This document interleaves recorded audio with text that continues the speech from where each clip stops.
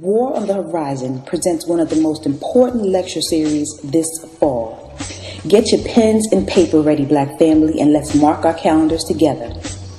You ready? Let's go. September 22nd, Dear Barack Obama. October 6th, Sexual Warfare, Blacks vs. Homos. October 20th, The Secret Relationship Between Black Leaders and Small Hats. November 3rd, Mind Your Black Business. Part 2, Why Are We So Broke? November 17th, Entertainment, Fighting the Poltergeist. December 1st, The Small Hat, Mortal Enemy to Planet Earth. And finally, December 15th, The United States of Africa, Why and How. All events will be held at Secrets of Nature, located at 3923 South Capitol Street, Southwest, Washington, D.C. 20032. Again, that's Secrets of Nature, located at 3923 South Capitol Street, Southwest, Washington, D.C. 20032. All the events will be on a Saturday afternoon at 12 p.m. sharp. The events are absolutely free for the entire Black family. That's right, absolutely free for the entire Black family. No reason to miss this community. This will be one of the most powerful lecture series of 2012. Black family, come on out. It's free of charge. Starts September 22nd and follows every 2 weeks after that through December 15th. For more information, visit www.waronthehorizon.com and click on the events link. Again, visit www.waronthehorizon.com and click on the events link. Or you can listen to our radio station, War on the Horizon, again by visiting waronthehorizon.com and clicking anywhere on our website where you see Listen Now.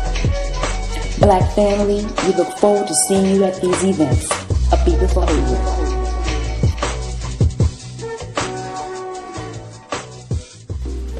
Hey, brother, did you try that new restaurant down the street? Yeah, I went there yesterday. Man, the food was off the chain. And the chicken was like, how they be saying it? Like, to die for. Whoa. To die for? To die for, brother? I'm saying, I mean, the chicken was good. You know what I'm saying? Can't you just say the chicken was good? Does it have to be to die for? That sounds a little effeminate. Did you wear skinny jeans while you were eating the chicken? Nah, I'm saying, I'm saying it was good, man. Was it rainbow chicken? Hold up, man. I just said the chicken was good. Belt with a sparkly buckle on it while you were eating? Was the server doing a sissy bounce? Man, I'm just saying the chicken was good. Look, man, the chicken was good, no homo. No, the time has passed for no homo. You're supposed to say it before, brother. It's like a disclaimer. I can't say, I just said no homo, though. There's no regulation on when you can say no homo. What are y'all, like the regulatory governing body over no homo or something? Brothers and sisters, don't get caught up. Don't let the homosexual poltergeist pull you in. We are the final front in the war against white sex. Stand strong. This African service announcement has been brought to you by War on the Horizon Radio. War on the Horizon. You gotta love it. No homo.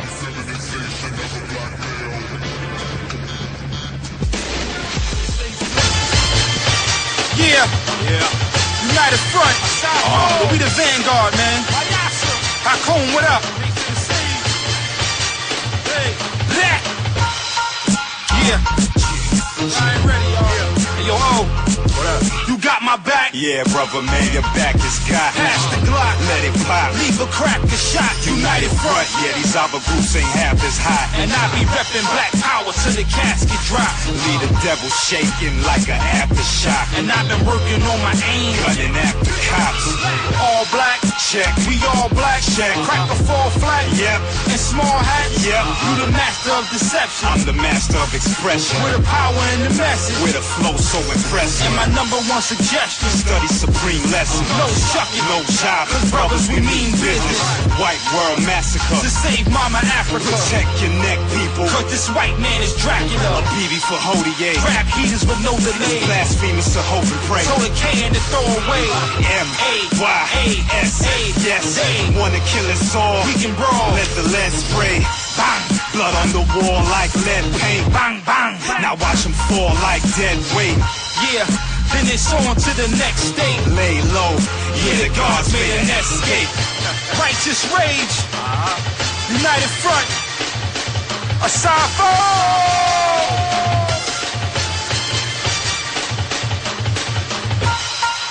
said that the white race is a race of devils. I didn't say it. I just believe it because of their actions and their history. Show me the saintly ones. These that call me racist. Let's look now. They have pushed the white race up, but not the white race up at the good of other races. They push themselves up at the expense of who? At the expense of black, brown, red, and yellow. So will the real racist or evil demon please stand up? We believe that separation ultimately would be the solution to the problem between the races if we are unwilling to try to get along with each other in peace with justice, then we have to separate and do something for ourselves. She called me around about 8:03, telling me that she had been burned and someone had set her on fire. And 10 minutes later, I went there and seen everything. Ambulance, police, and she was burnt. And I looked at the hood of her car, and it had KKK, nigger. And it's just ridiculous. And seeing her a few minutes ago, like that, severely burned, it just makes me so mad. My ancestors woke me up this morning. They said, son, you do know what time it is, don't you? I said, what time is that? They said it's wartime, so welcome to the war front. Brothers and sisters, I'm glad you tuned in. This is going to be a very, very critically important show. Please tell everybody that you know to contact, to call up, dial the number. Let me give you the number for those out there that are listening. They want to call up to comment. They want to listen through the internet. The phone number 760-569-7676. Again, that's 760-569-7676. The participation code is 948-656#. That's 948-656#. We also want to tell everybody you can also tune in warnhorizon.com. Go to the right sidebar menu where it says Listen Live 365, and you can tune in on the internet from anywhere in the world. This is a very critically important show. You do not want to miss it. We got some real family business to talk about. Want to start off the show. We'll tell you a little bit about the story that we just played. Matter of fact, I'm going to play it again just so you can hear it and tune in for those who may have missed it, so you can listen real careful because this is real. This is not a joke or a game. But I want to say this weekend we had good news and bad news. The good news is that we got a brother that's laying down the kind of lectures and information for our people that is unstoppable and is unchallenged. The bad news is that the lecture was so good that the brother who allows us to use the facility, Brother Coy Dunston, at Secrets of Nature in Washington, D.C., now, to all of the lectures we've done there, we've done at least 10 of them there. I should say I've done at least 10. The first time we ever walked out and him stopping us in the tracks and saying, that lecture right there, I got to have that one now. And that's exactly what he said to me. Now, I know that's supposed to be good news, but what happened to the Irritated Genie's lectures? How come he didn't never ask for none of our lectures? The lecture that he wanted was the one done by none other than Brother Body Shots, the secret relationship between black leaders in small hats, and it was so good that we couldn't even get out the place without the brother demanding. He told me point blank, if I don't get a copy of this, you won't be doing no more lectures here. Now, he didn't really say that, but the point being made, Brother Body Shots, you watch it. Now, remember, this is the Irritated Genie house, and this brother coming in here and taking over the house. He said, this is my house, and I'm going to lay down this information for our folks. So, brothers and sisters, you can see the entire lecture in its entirety. You can go right to the War on the Horizon Ustream. Go to ustream.com, put in War on the Horizon. It's the only video there, so you can check it. Or you can go to warnhorizon.com and go to the events page, click the icon at the top to take you to Ustream, and then click the video. Secret relationship between black leaders and small hats. It was absolutely outstanding. Excellent turnout. Energy was high. People loved it. And I'm sorry if you missed it. It was a landmark day. Brother's first lecture in public, and it was absolutely outstanding. So please go up there. It's free online. It was so good and so informative. We said we're not even going to package this one and put it out. We're just going to have it right there for people. You need this information, man. Some of the stuff that he broke down is land-breaking information, that groundbreaking information that our people need. So we just going to let the community have that for free. And so go on to the YouTube, to the Ustream, and check that out. We got some very, very, very serious issues to cover tonight, brothers and sisters. We're going to talk about gun ownership and purchasing weapons and the reason that we've got to do it. But I'm going to play this clip again. I got a call from my brother Louis Ali shortly before the show, for the program, I'm sorry. And this is a very disturbing situation, but I have another situation to share with you. But I'm going to play this clip again. This is a real clip, brothers and sisters. It's not a pretend clip. This is serious. This just occurred in Louisiana. She called me around about 8:03, telling me that she had been burned and someone had set her on fire. And 10 minutes later, I went there and seen everything. Ambulance, police, and she was burnt. And I looked at the hood of her car, and it had KKK, nigger. And it's just ridiculous. And seeing her a few minutes ago, like that, severely burned.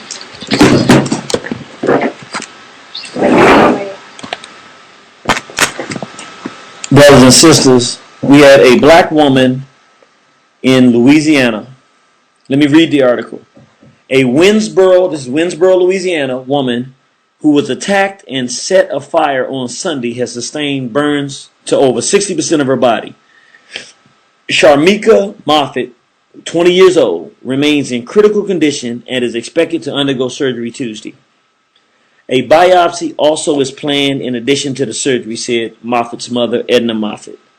They want to take the dead skin off and place other skin there if they can. The family spoke to reporters on Monday afternoon at LSU Hospital. Edna Moffitt said her daughter, who is in LSU's burn center, could be hospitalized for a month or longer. Edna Moffitt said the family was shocked by the attack. I have never known anything like this to happen in Winsboro. Moffitt was walking on a Civitan Park trail at 8 p.m. Sunday evening when she was attacked by 3 white men wearing hoodies, according to investigators. Her vehicle was painted with a racial slur and the letters KKK, her family said. Moffitt, who called 911 to report the attack, was unable to identify the persons responsible. The FBI is investigating whether the attack was a hate crime, Winsboro Police Chief Kevin Cobb said. The investigation is a collaboration between several law enforcement agencies, including Winsboro Police and Franklin Parish Sheriff's Office. Authorities have not identified any suspects or made any arrests in the case. Return to this site later today as more information on the story becomes available. Are y'all listening to this, brothers and sisters? A sister was walking down the street. If I'm not mistaken, she had on an Obama shirt. I'm not sure if that's true or not. That's some of the information that we've gotten so far. But this is a black woman, 20 years old, brothers and sisters. A young 20-year-old sister is walking down the street in Louisiana. I'm not certain, but she may have had a Barack Obama t-shirt on, as many of our people are happy and proud to see someone with black skin or black-looking skin in the White House, minding her business, not committing any type of crime, not doing anything. It's a black woman now, 20 years old. 3 white males snatch her, burn her, and put KKK on the vehicle. Now, let me just say this. I have gotten statements from people saying that these individuals were white.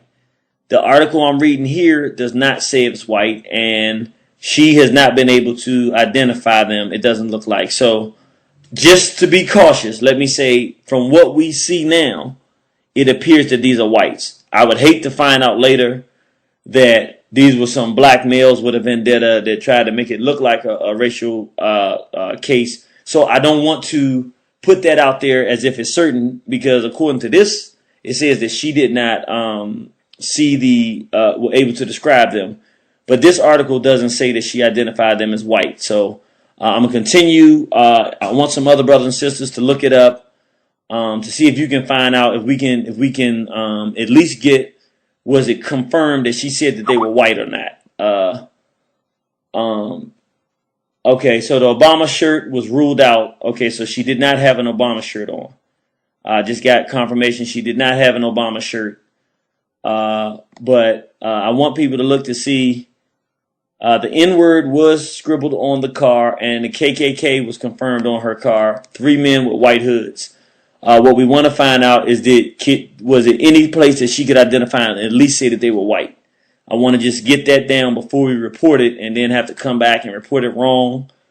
Did some kind of foul play on behalf of someone else? But at this point in time, it looks very clearly with the evidence that we have. It looks like we have some whites and some hoods, some Klansmen who tried to burn this sister alive. Again, I don't want to jump the gun until we get confirmation from her saying that they were white. But it makes the point that what we're talking about tonight on why black people need to be armed in this society. It's time to stop playing, and we need to get ourselves armed. So I want brothers and sisters to continue to check this case. It's Sharmeka Moffitt. Sharmeka is Sharmeka. Moffitt, Moffitt. She's 20 years old. She was burned. And we don't have a confirmation on who it is that burned her sister. So we don't want to say that we know, but we suspect, because they scribbled KKK and the N-word on her car, it's possible that these are whites, white supremacists. Not confirmed yet. So let me just make that clear. However, I'm going to play you another clip. This is not, the clip speaks for itself, but just to set it up for you so you're clear. This is in Dover, Delaware. We had the professor from Dover, Delaware, Jahi Issa, on a few weeks ago, brothers and sisters. We went to Delaware because, quite frankly, the story he was telling us about brothers being lynched in Delaware sounded fantastic. But if it is happening, we would not prevent or fail to tell this story to our people. So we went there to check it out for ourselves. And what I'm about to play for you is the interview with the brother who says that these white males tried to lynch him. And you can listen to his story for yourself, brothers and sisters. Again, please tell everybody on your Facebook to tune in. Tell people to call up the phone number, 760-569-7676. Again, that's 760-569-7676. Participation code 948-656#. 948-656#. We got one situation in Louisiana with a sister who was burned. We want to confirm that they were white before we jump out there and say that, and then we find out that it's not the case. Please, brothers and sisters, let's confirm that they were white, because that's one incident. Here's another incident where the brother is telling his own story in Delaware of a lynching that occurred, attempted lynching that occurred September 21st. All right. My ancestors woke me up this morning. They said, "Son, you do know what time it is, don't you?" I said, "What time is that?" They said, "It's wartime." So welcome to the war front, brothers and sisters. This is the first edition of the War on the Horizon Report. We're live on scene in Delaware with our brother Henry Fordham. Yes. Our brother has a very, very serious story that he wants to share with the black family out here. We've had many interviews on the radio station, War on the Horizon Radio, where brothers and sisters around the country are facing direct assaults from Europeans, from whites, murders from white police officers, lynchings in Louisiana. And now we have a lynching that occurred, at least one lynching that we know of that occurred here in Delaware. And we actually have a brother who actually successfully escaped a lynching, our brother Henry Fordham. And he's going to share his story. We're actually in the park where the white males tried to lynch our brother. And we're going to go through the interview so you can hear from our brother exactly what he went through. So, Brother Henry, I want to start off asking, you said how many white males was it that you said came to try to lynch you? It was two. It was two of them. Two white Caucasian men. Okay. Do you have any idea, if you had to guess, about how old were they? They was roughly probably, one of them probably was like 30, and the other one probably was like in his 20s. Okay. Late 20s. Late 20s and one early 30s, something like that. Okay. How tall were they? Big? You know, what were their statures? One was like probably 6'1", and the other one, he probably was like 5'8". Or 5'7" or something. Okay, were they big guys or they small? One of them was. The other one was small. Regular size. Okay. So when was the first time that you ever seen these two Caucasian males? I seen them when I walked on Governor Street in Dover downtown. Okay. And one of them salamed me, gave me the Islamic greeting, and as he gave me the Islamic greeting, I salamed him back, and that was that. Now, how do you think he knew you were Muslim to salam you? I guess because of my beard. Okay, so he was able to identify you as Islamic. You didn't think anything strange about it when the white boy said, "Hey, salam." You just thought he was Muslim as well. Yes. Okay. Yeah, so I salamed him. So earlier that day, I just left, went back, didn't think nothing of it, went back in the crib, and seen him the next day. Seen him again, but it was early in the morning. And where were you when you saw him this time? I was on North New Street. North New Street. Yes. Okay, what were you doing? I was just outside, just smoking a cigarette. So you was outside smoking a cigarette in the morning? Because the boarding house I am, she doesn't permit smoking in her home. So okay, I went outside, and I was approached by the same Caucasians, and they greeted me again and said, "I need to talk to you about my issues and my problems. You know, my baby mom and all that stuff." So about whose baby mom? His baby mom. Okay, his baby mom, because baby mom was leaving, taking his kids and all that stuff, which is dope. Come to find out, it was just a lie, you know. But that was just the. So I want to make sure I get it right. So they see you standing out there, you're smoking a cigarette, yes, and they come to talk to you and ask you, "Hey, I got some problems with my baby mamas. I want to talk to you." Got some problems. He want to know more about Islam and all that stuff, you know. So me not thinking nothing of it, I was like, okay, you know, I speak to you briefly because I gotta go out and look for a job. I gotta prepare myself to do what I need to do. The next thing you know, that's when the drama went down. The gun was flashed out on me. So hold on, tell us about that. So what kind of car did they pull up in? A white Dodge pickup. Okay, so they pulled up in a white Dodge pickup. You start talking. When they were talking to you, were they in the van or in the pickup or outside the pickup? One of them, they was first they was inside. One of them was inside of the pickup. The one that salamed me was inside of the pickup. Then he got out. Okay. Then he, you know, ran down while he wanted to talk to me. Okay. You know, so that's when the pistol got. Now that one was the one that you're talking about was the one on the driver's side. I mean, on the passenger side. That was the one that salamed. That's the one that salamed you. Who pulled the gun on you? Him. Okay, so he got out. Did the other one ever get out the car? Nah, he never got out of the vehicle whatsoever. Okay, so he was saying he want to talk about his stuff. Yeah. Then all of a sudden, what happened when he pulled out the gun? What happened? The gun got pulled. The gun got pulled. You know, where did he point it at you?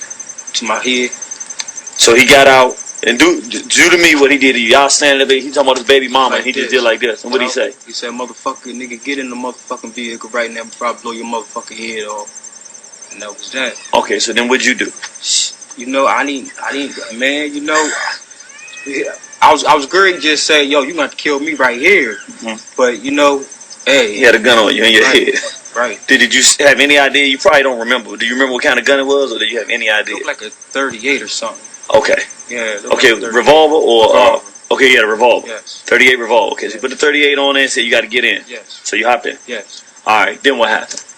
Were you in the front or back? I was in the back with him the whole time. Okay, so he had back there. Did he have a gun on you, or how was it? Yeah, he had the gun on me the whole time. Where? Like in my head, you know, he had hit me with the pistol and everything, go boom, and you know, told me shut the fuck up and all that shit. So I was like, Dad, I thought you was practicing Islam. He was like, man, F all that stuff, and man, that was just to get you inside. Get you inside the vehicle, and motherfucker, we gonna kill you today. So you know, that's how they got me in the vehicle right there. Okay, so he told you in the vehicle, we gonna kill you today. Yes. Now, brothers and sisters, I'm just going to fast forward a little bit because we're going to put all of this on the website in our war room. so that you can hear the brother's story. But I just want you to hear a little bit more of it so you get an idea of what the brother went through. You know, so he grabbed the burner again, hit me on top of my head with the burner again. He grabbed some beer cans, he grabbed whatever he could to knock me out. I just know it wasn't time for me to go right then and there. Right. You know, once he couldn't knock me out. Right. Once he couldn't knock me out, I was like, oh, it's a wrap. So you couldn't move, but he's hitting you, but you still ain't going out. I'm not going out. He's still. His name was John. Okay. You know, the white boy name was John because they were saying each other's names and stuff like that. His name was John. And he steady hit me up top of my head. Homeboy got me in a damn headlock. Then he took my belt off. Wrapped it around my neck. So he took your belt off. Your belt. After he couldn't knock me out, he took my belt off. Okay. And wrapped it around my neck. Okay. And start choking. And start choking me with that joint. Start tugging on the joint just. And the other one was still holding you? Yes, while the other one was still holding me. Okay. You know, so damn. Well, I'm just kind of upset about the whole situation. Take your time, yes sir. Bring it back. So the belt was too small. The belt was too small to do what they really wanted to do with it. Okay. You know, so he went back to the truck and tried to find something else. Try to find something else to hang me with. Then he was like, since we can't hang him, let's drown this motherfucker. We could drown this motherfucker. So they try to attempt to roll me to the lake. By the time then I'm like fucked up, like excuse my language, like I'm kind of like messed up. So they try to roll me down to the lake, get all the way down here. And brothers and sisters, I think you get the point. You're gonna get to see this, see the brother tell his story. It is a very believable story to me because he told the story the same way each time. He actually showed us where he bit one of them and ran across the parking lot and jumped the fence and landed in someone's house. Now, this is somebody, and I hate to say this, but for some of our brothers and sisters, if they're not white, we don't believe it. He landed in a white female's house who told him, don't worry, I've already called the police. She heard him screaming for his life. She calls the police. It takes them, and there's a police officer that lives 2 doors down. We know because when you drive up to the park, there's a police car parked right out there. It takes them about half an hour to get there. When they do come, she called the police to tell them that this guy was being attacked. They attack him and, treat him like he was the guilty party. And thus far, the Delaware State Attorney General's office that's headed by Joe Biden Jr., Joe Biden, the vice president's son, refuses to allow him to file the case. So this is what's going on right now based on the situation. It appeared to me from being there to be extremely credible, particularly talking to other people and also talking to a woman, a mother who has 5 sons, whose son, according to her, the police called, and this is in the same general vicinity, and according to what she said, the police called her and told her that called her son, one of her 5 sons, and said that your son, the one that worked at the barbershop, now he's a barber, brothers and sisters, that he supposedly hung himself with a belt from one of the trees in that same park that the brother's telling us where these 2 white males tried to lynch him in Delaware. Again, let me say it. This is what the information we got from the mother. The mother says that one of her 5 sons was contacted by the police and said, your son hung himself and killed himself in the park. Now, we don't have the audio of that, so this is according to what the mother says.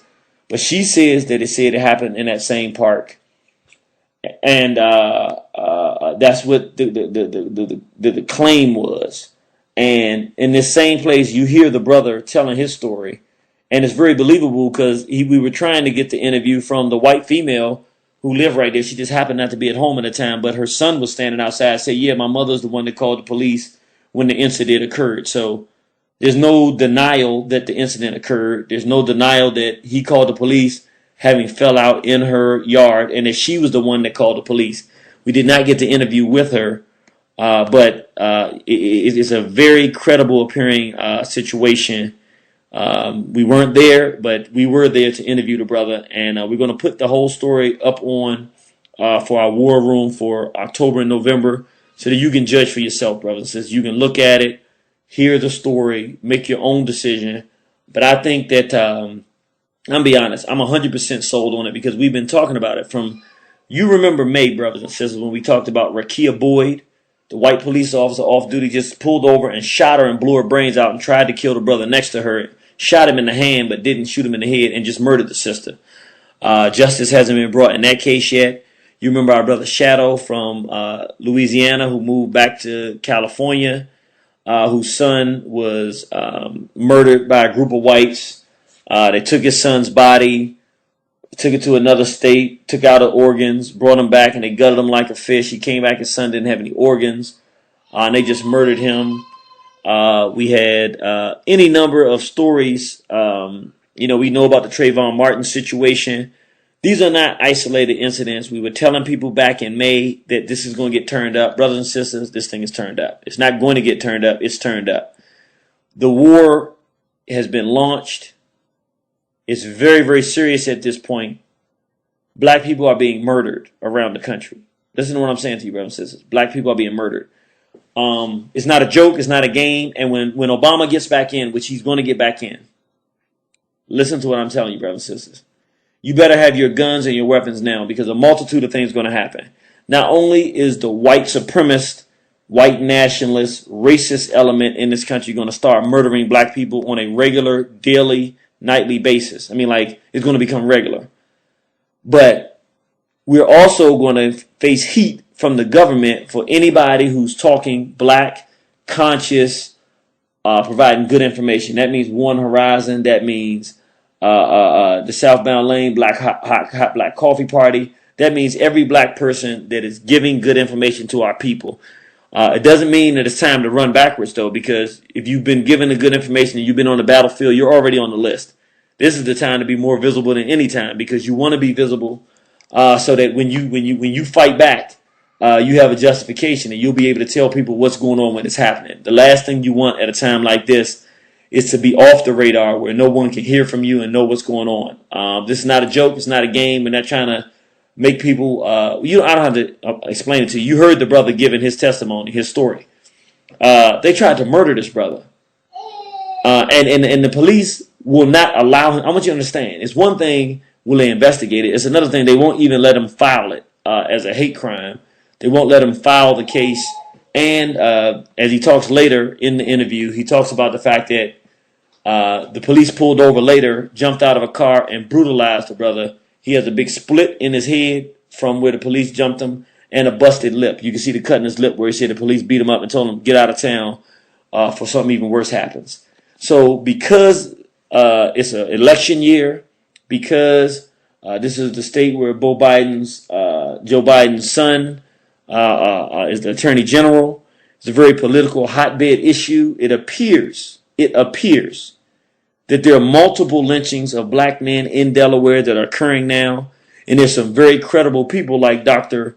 Jahi Issa, who stumbled upon this situation, a PhD professor at Delaware State University, who essentially was kicked out of Delaware State University. From what we can understand, he was fired from the university essentially for bringing up what lynchings are. Now, just so you understand, brothers and sisters, how serious this is, we talked to people in Dover. We were there.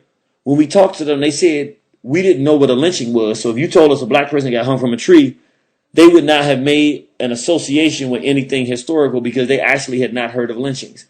Basically saying that's not what the education system up there teaches them. And so they would not have associated that with any kind of systematic killing of black people, which means it is possible that independently numbers of black people have been being killed in Dover, Delaware, or Delaware in general over the past, we don't know how long.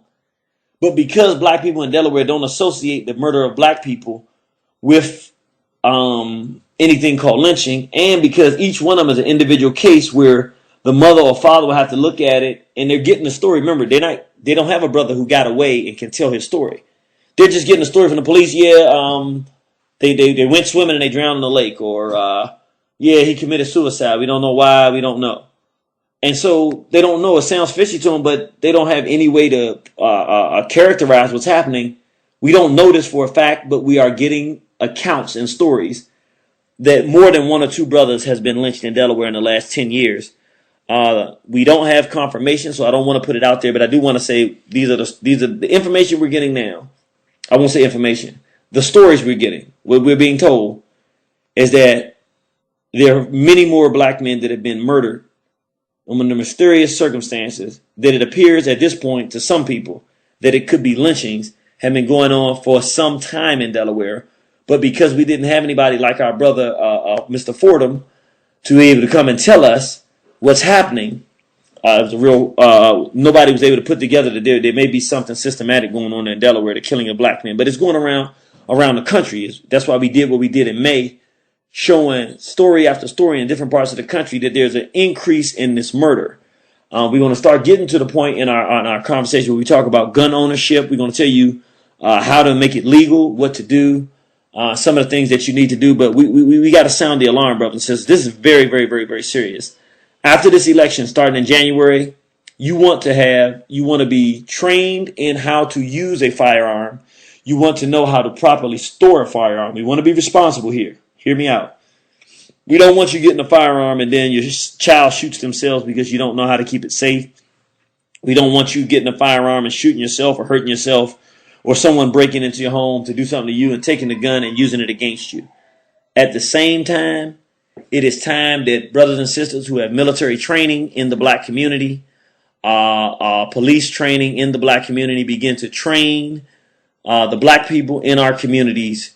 This non-weapon ownership foolishness is ridiculous. We're about to be assaulted, and God ain't coming to save nobody. God gave us a brain, and God gave us the intelligence to know with their weapons that we can get them to defend ourselves. If you don't get the weapons to defend yourself, then you deserve, you don't really deserve it, but essentially don't put it on the Creator. Amen ain't got nothing to do with your lack of initiative to protect yourself and the interests of your children. So we're going to talk a little bit about, I'm going to make the suggestion that people go to Utah because it's a very, very good non-resident license. We'll tell you what that is about, but we also need brothers and sisters, like we said, that have skills of training. We need brothers and sisters to start putting together training sessions of gun usage, gun ownership, how to keep a gun safe, how to keep it locked, where to get a good safe, just any number of different things. How many guns should you have? What type of guns and weapons should you have? Which one should you have for your wife? Which one should you have for yourself? We need our children trained to use the weapons. I didn't say we need our children running around reckless in our community shooting one another. I didn't say our children should have access to our weapons. But our children need to be made responsible Africans with a Nat Turner mentality that says we will defend black lives at all costs because this thing is heating up and there's no more time to play around and tiptoe around it. I want you, if you are able to responsibly own a weapon, and hear me out, I'm saying if you are responsible and you are able to responsibly own a weapon, I want you, as a matter of fact, I'm going to say, and I demand every man out there who is in a position that it won't be illegal for you to have a gun. I want you to get a gun. If you want to call in and ask what kind of gun should you get, let's talk. But we need to start being prepared. You need to have ammunition. I learned this from Brother Body Shots. He said that most of the battles that black people have lost against whites in modern history, we did not lose them because we didn't fight back. We did not lose them because the whites were that much braver or that much more armed. We lost them for one reason. He said we ran out of bullets most times. Not we didn't have weapons, but we ran out of bullets. Let us, while we can buy bullets, you can buy bullets on the internet now. Let us be in a position where we do not run out of bullets again. So we're very serious. This is going to be a push, and from now to the end of the year, we're going to be pushing for all War on the Horizon listeners. If you are able and capable to responsibly own and handle a weapon, we want you to get trained. There are many different places you can go for your training and weaponry. We would prefer you to get trained by a black person. It does not matter, though, if they're not black. If they're white and they can train you how to use a weapon and the proper use and storage and the way to take away the weapon and take it apart or whatever the case may be, then get it from the crack or whoever you can get it from to teach you how to protect yourself and to save your life by taking another life, to use your weapon accurately, responsibly, and aggressively for the defense of African people, it's time to it's been past time to start this process.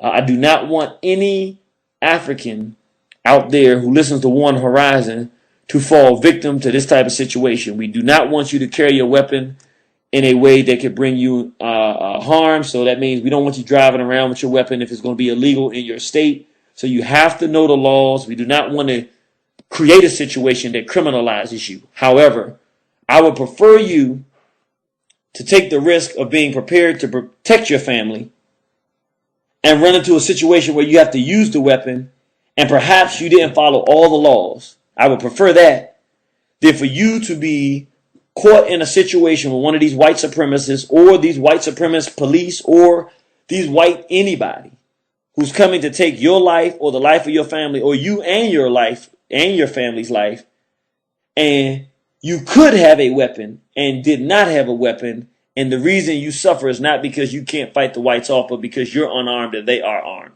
These whites are playing for keeps. They are murdering black people around this country. It's not a game. It's not funny. It's happening every single day, and we just get the stories that we get. But the stories and the number of the stories and the types of atrocities are getting worse, and I am telling you, I'm not asking you.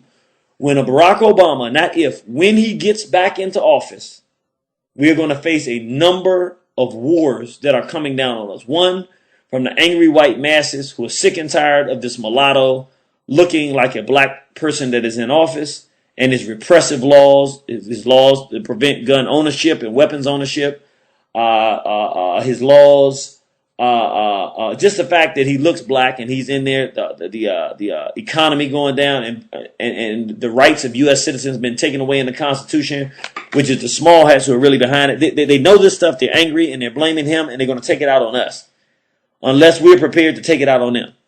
And what we need to do is play both sides against the middle. Look, cracker. Look, redneck cracker. If you come in my neighborhood, I'm going to blow your goddamn brains out. But if you're angry with them white small hats that are running the society, go deal with the small hats. You got better luck going into those small hat neighborhood and doing something than coming in our neighborhood because you're not going to leave our neighborhood alive. That's how we got to play this thing. And for the small hats who are using the government power that they have to send in people to try to stop us from getting out our information, we got to use our right to protect ourselves and arm ourselves to lay their asses down too and say, look, small hat, and look, you're not going to take away our U.S. constitutional right as U.S. citizens to practice our First Amendment right to free speech and our Second Amendment right to bear arms. And if you come and try to take our free speech away from us, we're going to abide by U.S. policy and law and ensure that we maintain our freedom of speech by any means necessary.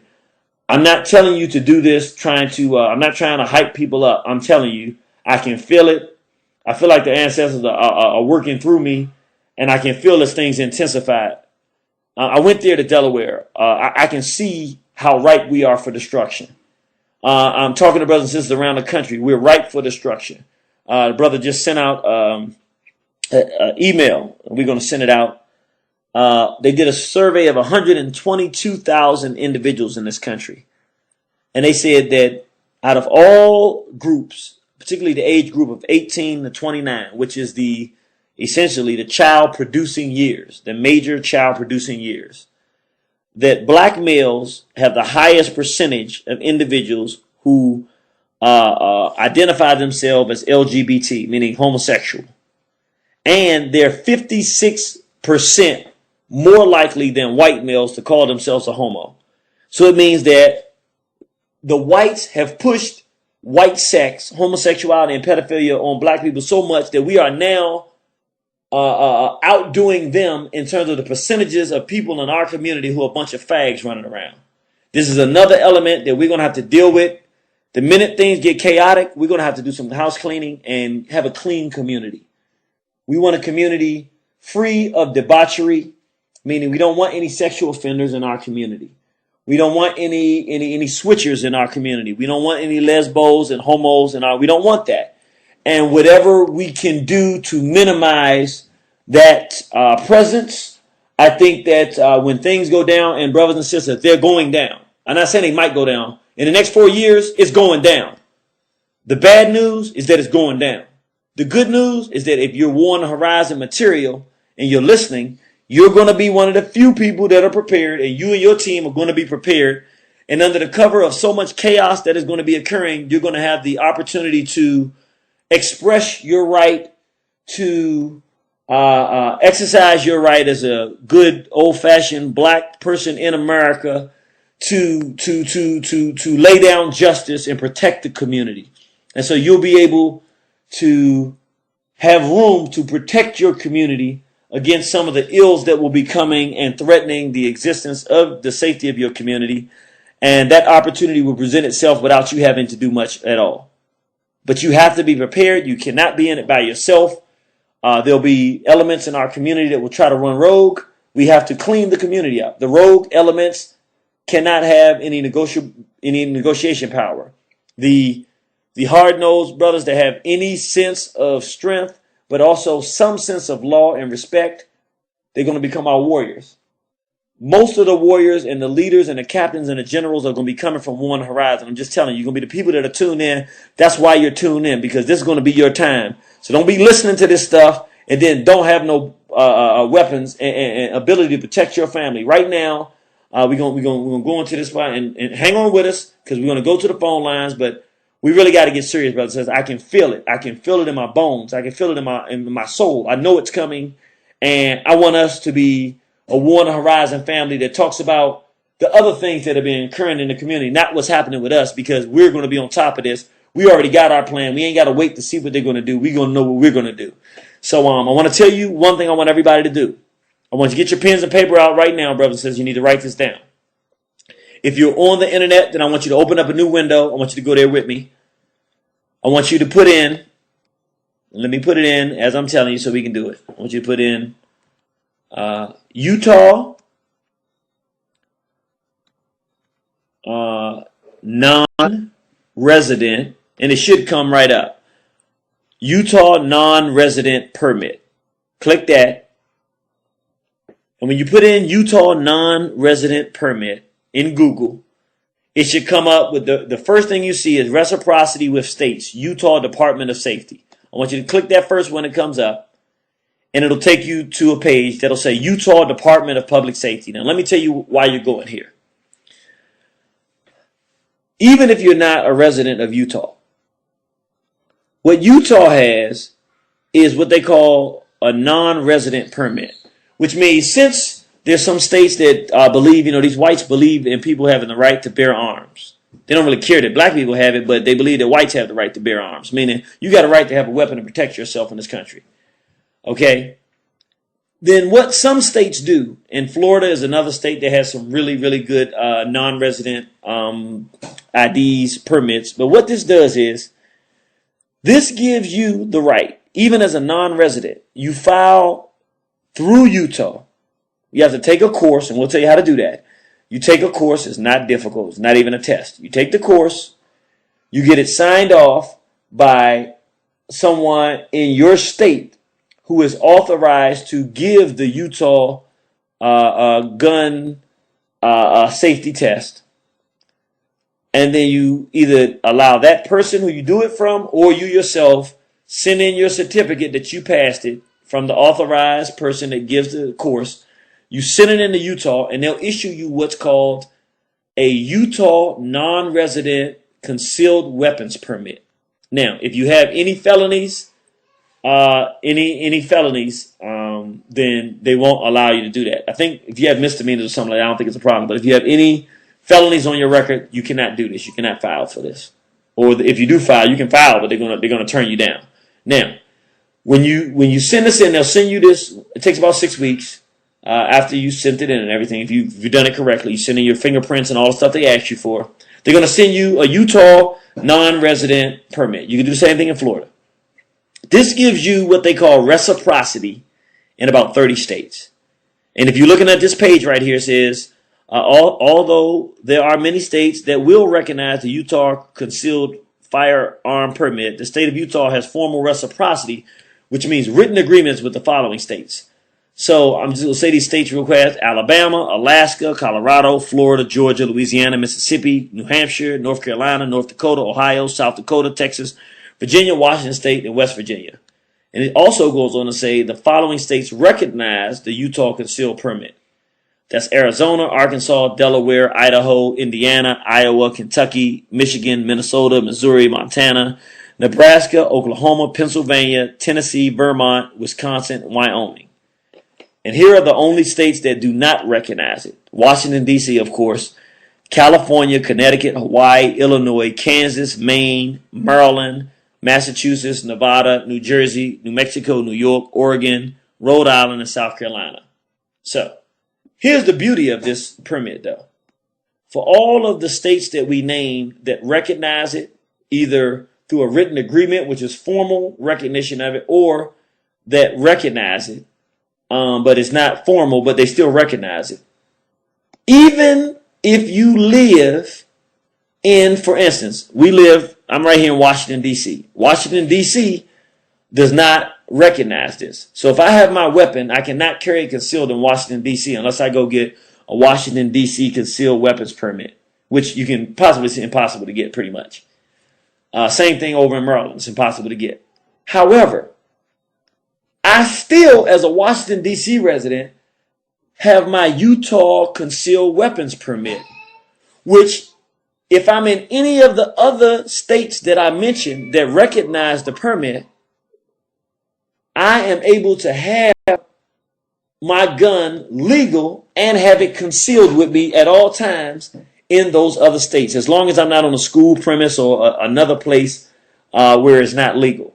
So in other words, if I live in Washington, D.C., and I have a Utah permit for concealed weapons, I can't go around with my concealed weapon in Washington, D.C., but I can go to South Dakota, I can go to Delaware, I can go to Kentucky, and if I'm in Kentucky, I can have my gun, concealed weapons. Now, you have to learn the rules of that state for their concealed permit law because you can only do it according with their laws. But most of the states that have reciprocity with Utah are states that have pretty gun-friendly laws because they're pretty white states. States are pretty much very, very white and very open to having, allowing people to have gun ownership openly.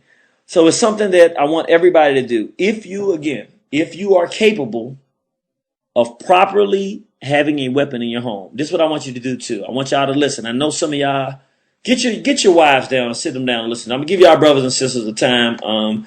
If you're listening and you have a spouse, please get him to sit him down and listen to this so he can understand what we're doing. We're not telling you to go out and do anything.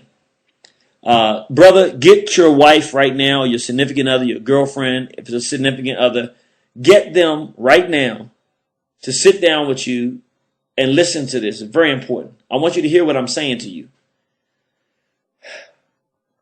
Part of our freedom struggle in this country, in the West Indies, in Africa, has been made more difficult because Europeans try to make it difficult to impossible for us to be properly armed to fight and resist their abuse. Nat Turner's struggle would have been much more successful had they made it to the arsenal that they were going to in Jerusalem. Because the reason they were going to the arsenal was because they wanted to get more weapons so that they could really launch a freedom struggle for our brothers and sisters in this country. The Angola Revolution was almost betrayed not by courage, not by military might, but simply because they had run out of bullets and they didn't have the money to purchase bullets. And if it wasn't for Brother Bob Marley sending in the money to Angola to purchase more bullets, they wouldn't have been successful in that warfare. They were successful because somebody stepped in and purchased. I think he gave like $10 million so they can get bullets. I'm saying that to say it is a crime against our ancestors who died not because they didn't have courage, but because they were not armed. For us to have the ability to be armed, to have the mentality to be able to handle having an arm in the house, to be responsible enough to have the type of children that we raise that are responsible enough to have enough income to purchase a safe, to keep it locked, to be responsible. If you have that competence and you choose not to do it out of laziness, not only are you preparing your children and family to be unprotected in this coming environment that we can see wide open what's happening, but you're also spitting in the face of your ancestors who would have said, man, we wish we'd have lived during your time. We wish we had access to weapons like you did because we are not cowards and we wouldn't have been sitting on our behinds waiting for the enemy to kill us and then trying to do it at the last minute. You're not going to get a last minute. This is your last minute. I can't guarantee you that they're going to get rid of this Utah permit. I can't guarantee that they're going to get rid of the Florida permit because I know these white folks going to fight for their permits. But I'm telling you like this. Don't wait no longer. Because here's the beauty of it. You get your concealed weapons permit. And let's say you are lazy and you don't go get your gun. You don't go get your ammunition. You don't do any of that. When you actually see confirmation of what I'm telling you that this thing is about to go down, at least you are legally authorized to do so.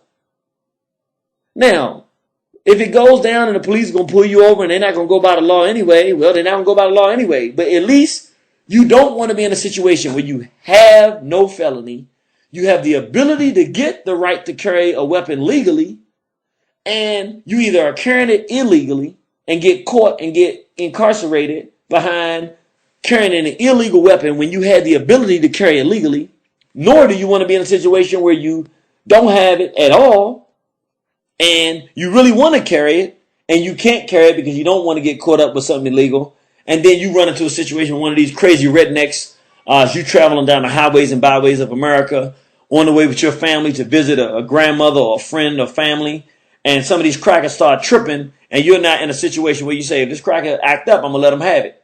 It's the law and it's the life. You know, it's the law and it's the life. The life is my family, my daughter, my sister, my brother. You don't want to be in a situation where some cracker comes in your black neighborhood, knocks on your door, you go to the door, you see it's a Peckerwood, and you don't have a gun anyway, so you say, what do you want? And he kicks in your door.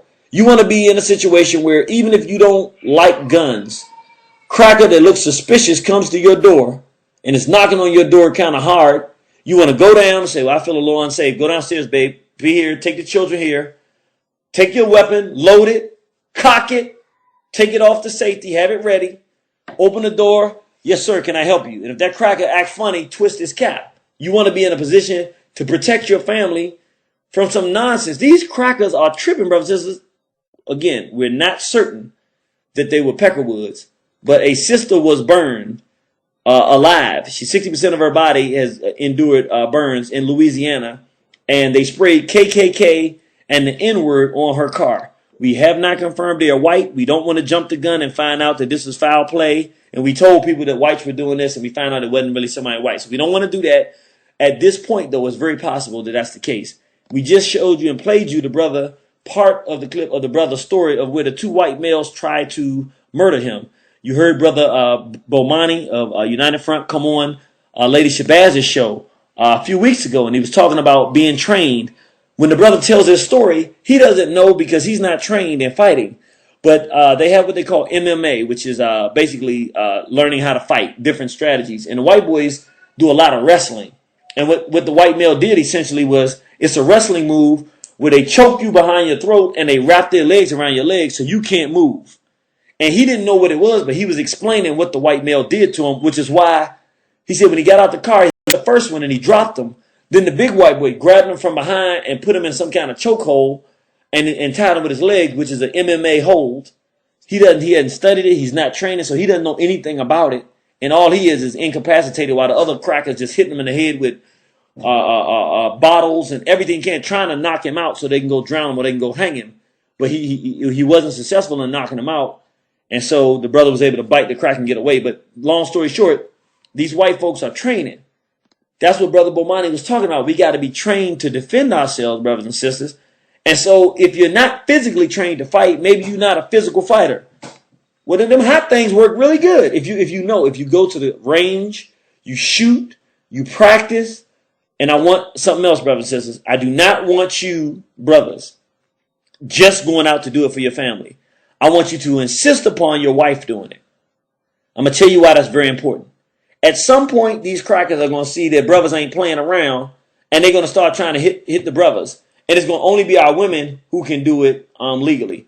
Every adult that is responsible and a responsible human being in your household is not a hothead that's not going to jump out there when they get mad about something and try to go get a pistol to resolve some kind of street issue or disagreement with somebody. You don't want to do that. You don't want to create more problems than we have. But if you have a household that is a responsible household and people are responsible and mature, I'm saying every child, I would say started at least by 10 years old, a child should be at the range learning how to be responsible with a weapon, at least at 10 years old. For those of you who are afraid to do that, that's fine. That's your choice not to do that. I'm not forcing them. I'm saying we should have our children trained because the children are the ones they're coming to kill.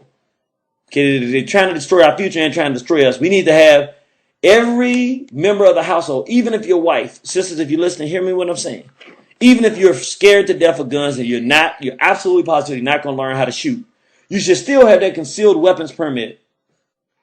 Just in case things get so bad where you realize that you don't have an option. And when that happens, not that you're going to need a permit to do it, but it makes more sense to be legal and to have the authority and the authorization to be able to do this so that you have a legitimate ground to stand on.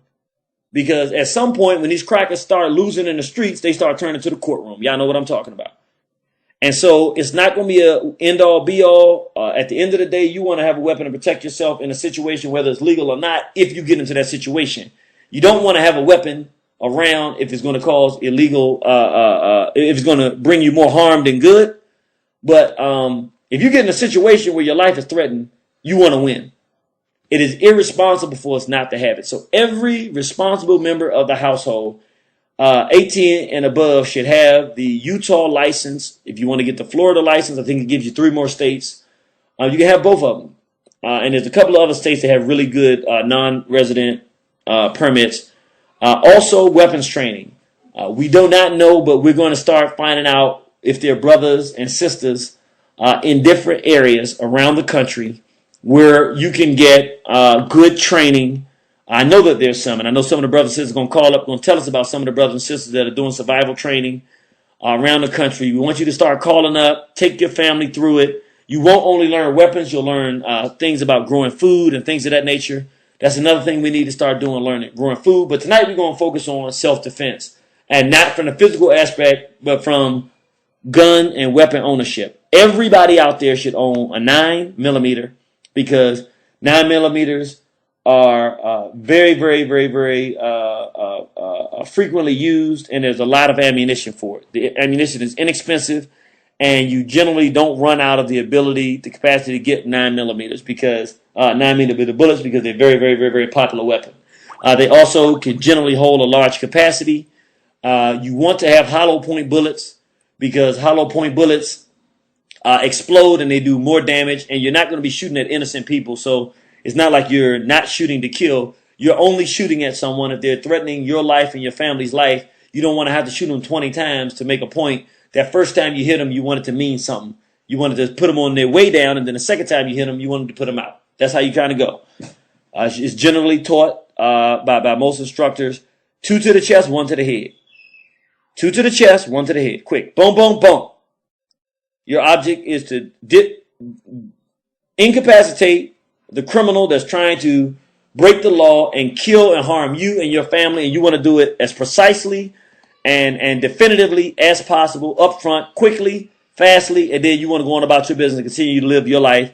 And if they make it, I guess they'll have to deal with whatever consequences of the condition they're in. If they make it, the objective is that they don't make it, so they can't harm you, because if they make it, they might be able to continue to bring harm to the family. So we want all young people over 10 years old, and every family has to decide if your child is mature enough to do this. Do not do this without making a decision if your child is mature enough. But I think 10 years old is pretty late. My intention is to start my daughter when she's 5 years old, taking her to the range, small weapon, teaching her how to shoot.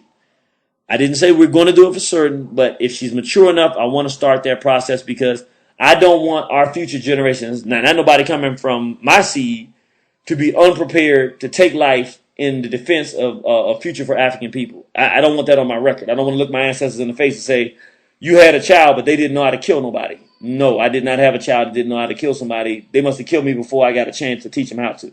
I want a child that's perfectly willing and capable and knows how to do it, to take a life in defense of African life and African future.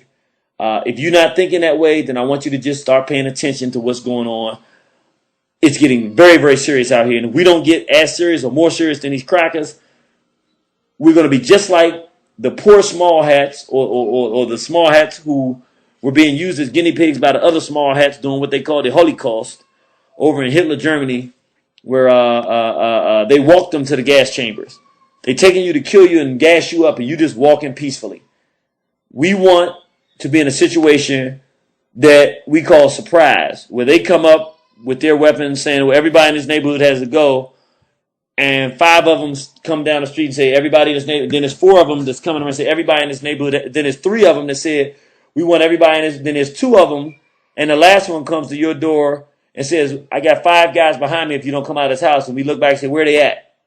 And he looks back and all of them are down. And when he looks back now, we don't have anybody in our community talking about they want us to leave our community.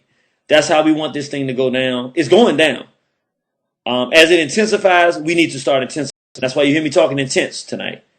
It's intensifying. I met with that brother in Delaware, and I was saying this is bigger than Delaware. I got the call today about the sister getting burned. Again, we haven't confirmed that they're white. It doesn't really matter, though, because this is what whites are doing. We had our brother Shadow here that talked about what they did to his son.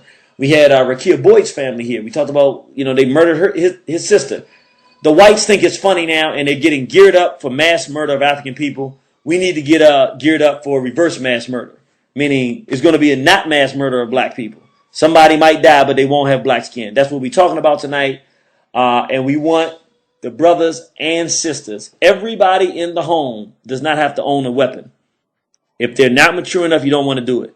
But we should have a policy in our black homes that we will not have an 18-year-old and I'm talking about responsible parents. Listen to what I'm saying. I'm not talking to Negroes who don't have control of their emotions or Africans who don't have control of their emotions. I'm talking about mature youth should not be going off to college without knowing how to shoot.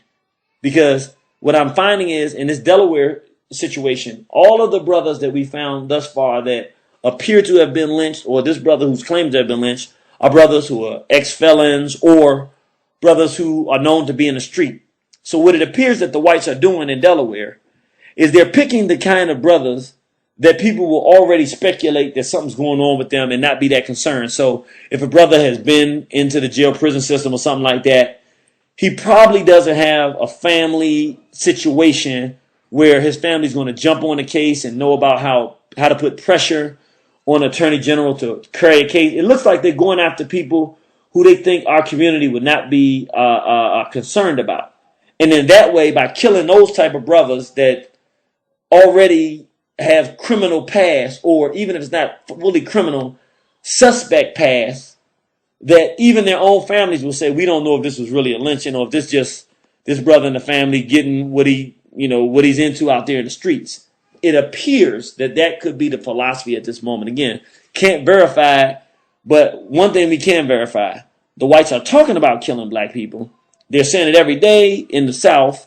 The Tea Party, the right-wing conservatives, the militias, they're talking about killing black people, and they're killing black people, and they're killing more black people than we're getting the story on. And many times the reason we don't know that so many black people are getting killed is because when the story gets to the family, either the person comes up missing and the family never finds them. There's a bunch of missing people, black people in this country, and we don't know anything about it because they're just missing persons. Or when the family finds out what happened, because the person was involved in criminal behavior, many times the family does not speculate that what's happening is this race war that's occurring. The family speculates that it was the criminal behavior that they're involved in that made what happened happen, even though the circumstances oftentimes are mysterious. So it's getting serious. I think that it should be a rule in the African nationalist, the Haitianist community. We do not raise children that cannot take lives in defense of African people, which means by 10, we start them and training them, even as with BB guns or water guns, aiming weapons for the defense of their family and teaching them how to maturely deal with weapons. And by 18 years old, by the time they have the legal right to vote and the legal right to be drawn into the military and drafted into the military, they also have an equal right, a responsibility as an African to get a weapons permit and to be trained with weapons, and when the circumstances are appropriate, to have a weapon that they own and they're very familiar with how to use. That should be part of our basic policy. I'm not here to talk to nobody tonight. Do not call this station talking about I don't believe in gun rights and gun owning. And if you're talking that Negro stuff, that's fine. You have a right to have your own opinion, but I don't want to cuss you out tonight, and I will cuss you out because people are getting murdered. And I'm not here to talk to no Negroes tonight or no scared to death so-called Africans tonight. This is about serious defense of our race and our future. And this is not a game, brothers and sisters. These crackers are murdering black people, and it's going to get more intense.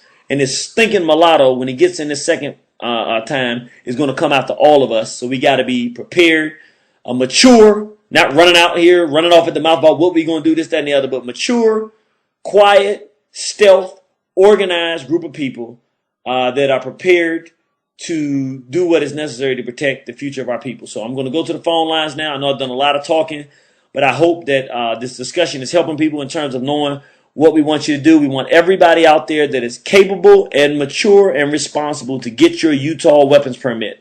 And when you go to the Utah Department to website, in order to find out a person in your area that you can take the course from, most of them are white. I'm just to be honest with you. Most of them are white. You click on your state, and once it goes to your state, it'll tell you who you can go. You can actually go and find an individual who can do it. Now, let me tell you the best way to do it when you're going to get your Utah weapons permit.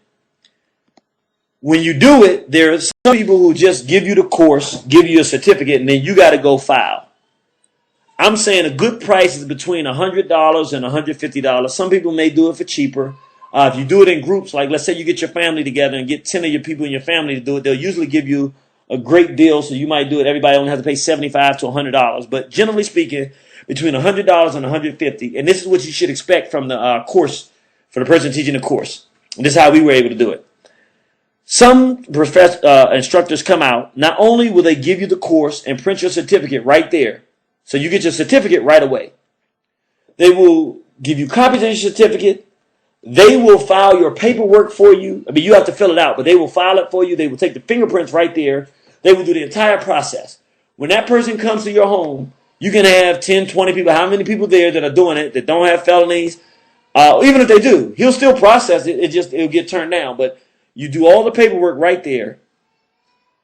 After you finish, all you do is wait for your Utah concealed weapons permit to come in the mail. And you put it in your wallet just like you got your license. And if you're in a state that you can carry, if you decide that it's the best thing for you to do, you do that. You learn the laws of the land, because there are certain places, no matter if you have a concealed weapons permit or not, like schools, libraries, certain public places that you're not supposed to carry your weapon, even if you have the right to have the weapon. You got to learn the rules, brothers and sisters. But the likelihood is you're not going to have too much issues, because you're not going to be going anywhere where they're going to be doing metal detectors, taking your gun in there. That's just common sense. And you're not going to be seen to have your weapon, because it's going to be concealed in a way that's concealed well. Nobody will know you have it. And by the time somebody finds out that you have it, it's not a threat. So the only time anybody would know that you have it is because, they actually won't know, but the people standing around, if there's anyone around when it occurs, will know that you had it because you were forced to use it. So with that said, brothers and sisters, we want you to call in.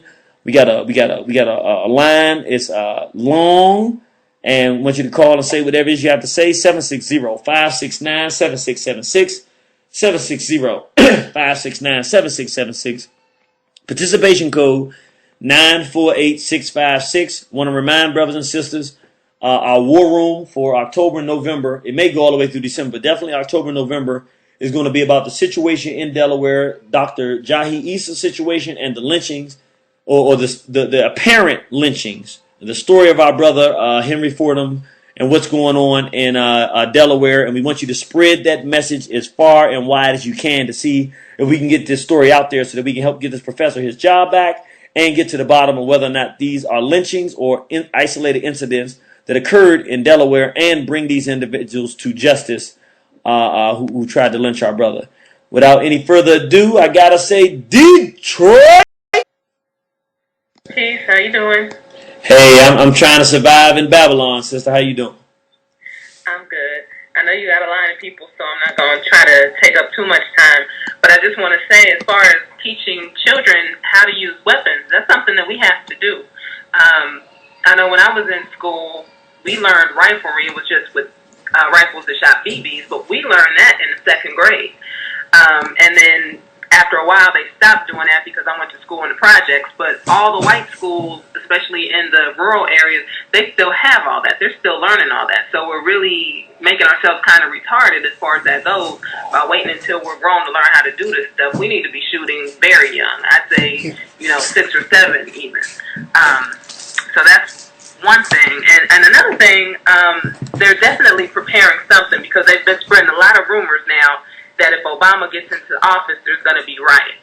And so these white people are preparing for this. This has just been in the last couple of weeks I've been hearing this. And it's so widespread that even on, like, natural health sites, they're even putting it out there, prepare and with all these survivalists, prepare and be ready for this because we're going to have these riots if Obama gets back in office. So they're definitely setting the climate, and we have to be smart enough to maneuver around that and to be able to protect ourselves because we know black people aren't going to riot if Obama don't get into office, but that's the climate they're trying to create.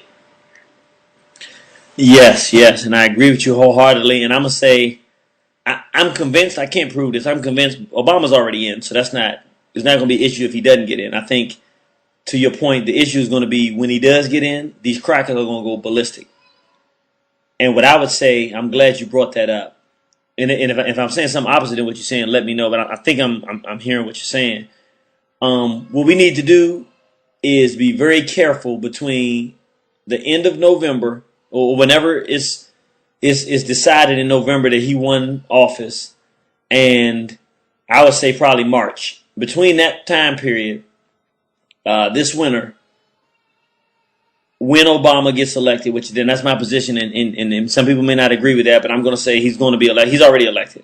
When he gets back in, these crackers are going to go nuts. I want people to take, and you got to decide what you're comfortable with, take extra precautionary measures between November and March, not to find yourself in situations where if something went down, you are not prepared to protect yourself.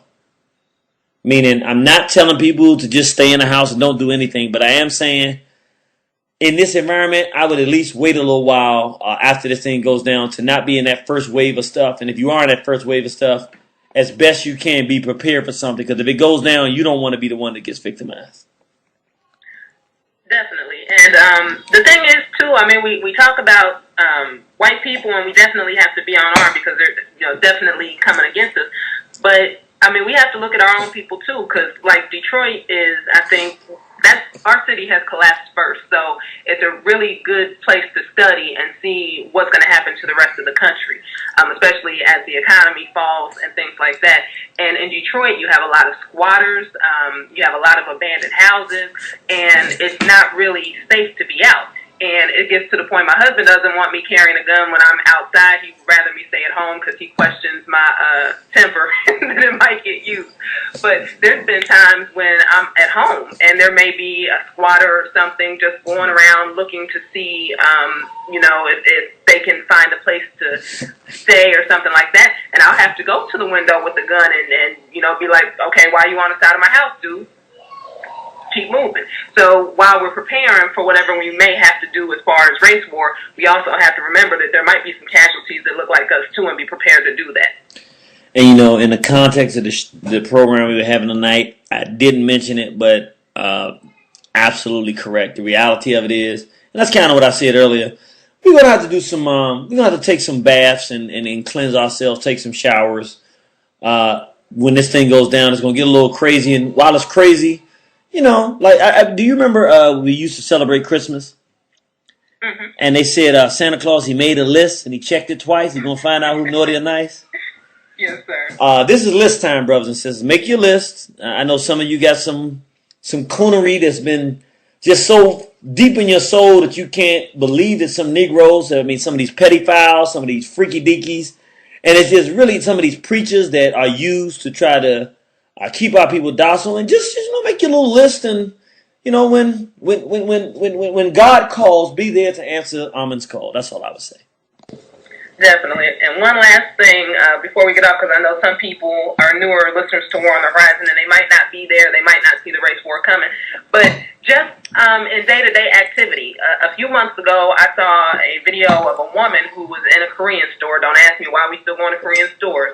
And they thought she stole something, so they were actually trying to restrain her, and in the process ripped off all her clothes to where you could see her breasts, her genitals, her behind. I mean, totally ripped her clothes off. And then this week, I saw a video where they basically did the same thing to a brother. They stripped him down to his boxers over like a Snickers bar. So even in day-to-day actions, none of these ethnicities respect us, and black people are not going to help you. They're going to sit there with a camera phone and take pictures and put it on World Star Hip Hop. They're not going to help you. So you have to be able to defend yourself. And this is something we really need to do, because if somebody is not going to respect you, we have to start forcing them to respect us. And sometimes the only way you can do that is extreme measures. Well, I couldn't have said it better, my sister. Could you tell brothers and sisters what your program is going to be about tomorrow night, so they can make certain that they tuned in 7 to 9 p.m. Tuesday night for the program? Tomorrow is going to be part one of a two-part program, asking the question of child sexual abuse. Is it an integral part of American or black culture in America?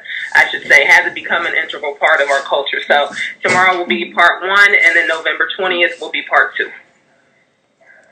Oh, thank you. Thank you, thank you. So brothers and sisters, I promise you, because I know some things you don't know, I get the inside scoop. Thank you. This is a program tomorrow night, 7 to 9. Anyone who has been sexually abused, anyone or just you yourself, friends and families. This is one that if you got Negroes that like a program like this would be too much for them, but you want to introduce them to some information. Tomorrow night is not going to be that type of program. It's going to be the type of program that any black person can relate to and will appreciate. So have them tune in so that we're going to talk about some real serious things going on in our black community that we need to address and understand are going on, and you do not want to miss this program. So, anything else for us, sis? No, that's all. Thanks for having the show, and I hope people are listening and taking it seriously. Yes, ma'am. And could you tell people where they can find out what's going on? I mean, we know they can go to warnerhorizon.com and go to the radio and TV page, but of course that's not updated as frequently. But they can also go to the Facebook. Could you tell them where they can go to Facebook to see what's going on with Warner Horizon? Sure. They can either, of course, friend Irritated Genie, or they can go just type in War on the Horizon it's a fan page, and definitely just like that, and you should get feeds. Facebook has made it to where now they really limit how many posts people can see. So the more active you are on the page, the more things that you'll see. So if you want to stay up to date, make sure you like things or comment on things, and it'll come up in your news feed a lot more. And of course, get on the War on the Horizon mailing list so you can keep up that way as well. All right, fantastic. Well, we appreciate it. We love you. We will see you on the battlefield. Yes, sir. All right, that's my sister there. Don't try nothing, won't be nothing. Uh-oh, my brother coming right behind. That's right, that's family time. What's up, soldier? How you doing, black man? Hey, man, I'm just trying to live in your shadow, brother. How about you? Doing good, sir. Doing good. Yes, I'm going to tell you, brother, as a follower of Elijah Muhammad, we would talk for years, carry guns, we don't carry guns, and, we shouldn't carry much as a penknife. But, brother, let me tell you, in the coming times, in this coming race war that is going to happen, brother, I stay strapped. It's going to come to a point where, we're here right now. We don't have a choice. We have to get handgun training. We have to get any kind of training we can get. Like you stated before, fight training, sword training, brother, any weaponry training we can get, brother, we need. But particularly gun training. I was fortunate enough to get 2 weeks of good firearms training, police firearms training, and I was fortunate enough to get 48 hours of good SWAT training. So I know how to use that firearm. It's something I slacked off in. I have not really trained my queen properly how to use the firearm, which that's something I need to do. Something we all need to do. But and this is what we're going to do at some point in the future. This, it's totally legal. We're going to talk to our Warner Horizon family. We're going to talk to brothers like yourself and sisters like yourself who have training in weapons. We're going to find out where you're located and find a comfortable, legal way for the brothers and sisters who are willing to do it that we can get Warner Horizon family members who want to learn these things, people that we already know. We're not just going to do it for the open public, somebody new to Warner Horizon, but people that we've talked to, we think that we trust, and we'll say, hey, this person's looking for training. They're looking in a certain area. You know, would you be able to help them go to the range and maybe go out there and shoot? You know, and brothers and sisters, we put money in each other's pockets, so, you know, we'll pay for the training or whatever the case may be with brothers and sisters that can help us do this. That way a brother or sister who's never had a weapon but has the spirit for this can know everything, or most of the things they need to know about gun safety, how to shoot, and learn all that from a Warner Horizon brother or sister, so that it's in the family. Yes, sir. Yes, sir. And it's very important to study the laws. Laws in each state. Like, a lot of people don't know, you don't need a concealed carry license to own a gun. You know, as long as you have a felony, you can own a gun. Most states have open carry laws where you can just own a gun and you can carry it on your hip like a police officer. You know, you can get certain feet from a public event, you know, like a mall or, you know, a school or like a stadium having a ball game, but you can open carry. And you don't need a concealed carry to open carry. Once you get into your vehicle, if you don't have a concealed carry, you take the magazine out, take the one out the chamber, and separate the gun from the magazine, and that's legal. A lot of people don't know that. Yes, sir. Pennsylvania, if you have your concealed carry, you can get on, matter of fact, you can get on their Attorney General website. You can print out a form. All you have to do is actually mail them a copy of your concealed carry, a copy of your driver's license, a copy of that form, and $25. You got your Pennsylvania concealed carry, and it's a non-resident. A lot of people don't know that. So now, with my Utah one, I don't have to do that, right? If I got my Utah, I can drive through Pennsylvania strapped, right? Or no? Yes, sir. Yes, sir. But it's good just get as many as you can get. Yeah, and I agree because in Vermont, you don't need a concealed carry. You can conceal carry in Vermont. You can just go there, conceal carry. It's legal. Wow, didn't know that. You got to study laws in each state. We know California, Illinois is pretty much off limits. New York, they got a lot of real restrictive laws, but D.C., Maryland, yes, all of those. Yes, sir. But Cincinnati, I definitely know. I did it. Open carry. Detroit, Michigan, open carry state. So you can open carry like a police officer. Yes, you sir. Walking down the street with your gun on your hip with no concealed carry. Well, brother, man, you know it's always an honor to have you. We know you're the hardest working man in show business, but this is the hardest working man in the revolution. It's very difficult to get him on the line, so we are honored when we got you on the line, brother. So anything else you want to say to the black family? Yes. Stay strapped. Hey. Get a handgun. Don't be scared. Spooky Muslims, if you're listening, stop being spooky. Get a handgun. Out of Elijah Muhammad said, we shouldn't carry a gun, but you can own one. Get a handgun. That's right. Believe it. Appreciate it. Love you, brother. Stay strong. Keep that. You got to keep that sister tight, nigga. You know she ready to go out there and start shooting that thing just cause. Oh, brother, I'm giving her a slingshot. She's getting a gun. She gonna take out some eyes with it too. Watch. Yes, sir. We see you on the battlefield, soldier. Yes, sir, brother. Peace. All right, that's my brother there. That's my brother. Let's keep it moving. Let's keep it moving because this is your show, not mine. Your program, not mine. We're going to 8769. You're live on Warner Horizon. Yeah, how you doing? Peace. My name is Tad. You say Tad? Yeah, T-A-D. Yes, sir, brother Tad. Just really appreciate a lot that you're doing, bro. I just really had to tell you that. You know, I try to do my little work in my neighborhood in Brooklyn, and you know, I tell a lot of young brothers, you know, how the system is designed to set them up, give them felonies, you know. So just the information you're giving out right now, you know, that it's all right to have guns, you know. I tell them we need less gangsters and more warriors. You know what I mean? I tell them, you know, don't get caught up in the trap with the drugs and all of that. Just gotta study your history. Learn who we are as black people, you know, as African people. It's a shame because we losing brothers on a regular basis to nonsense.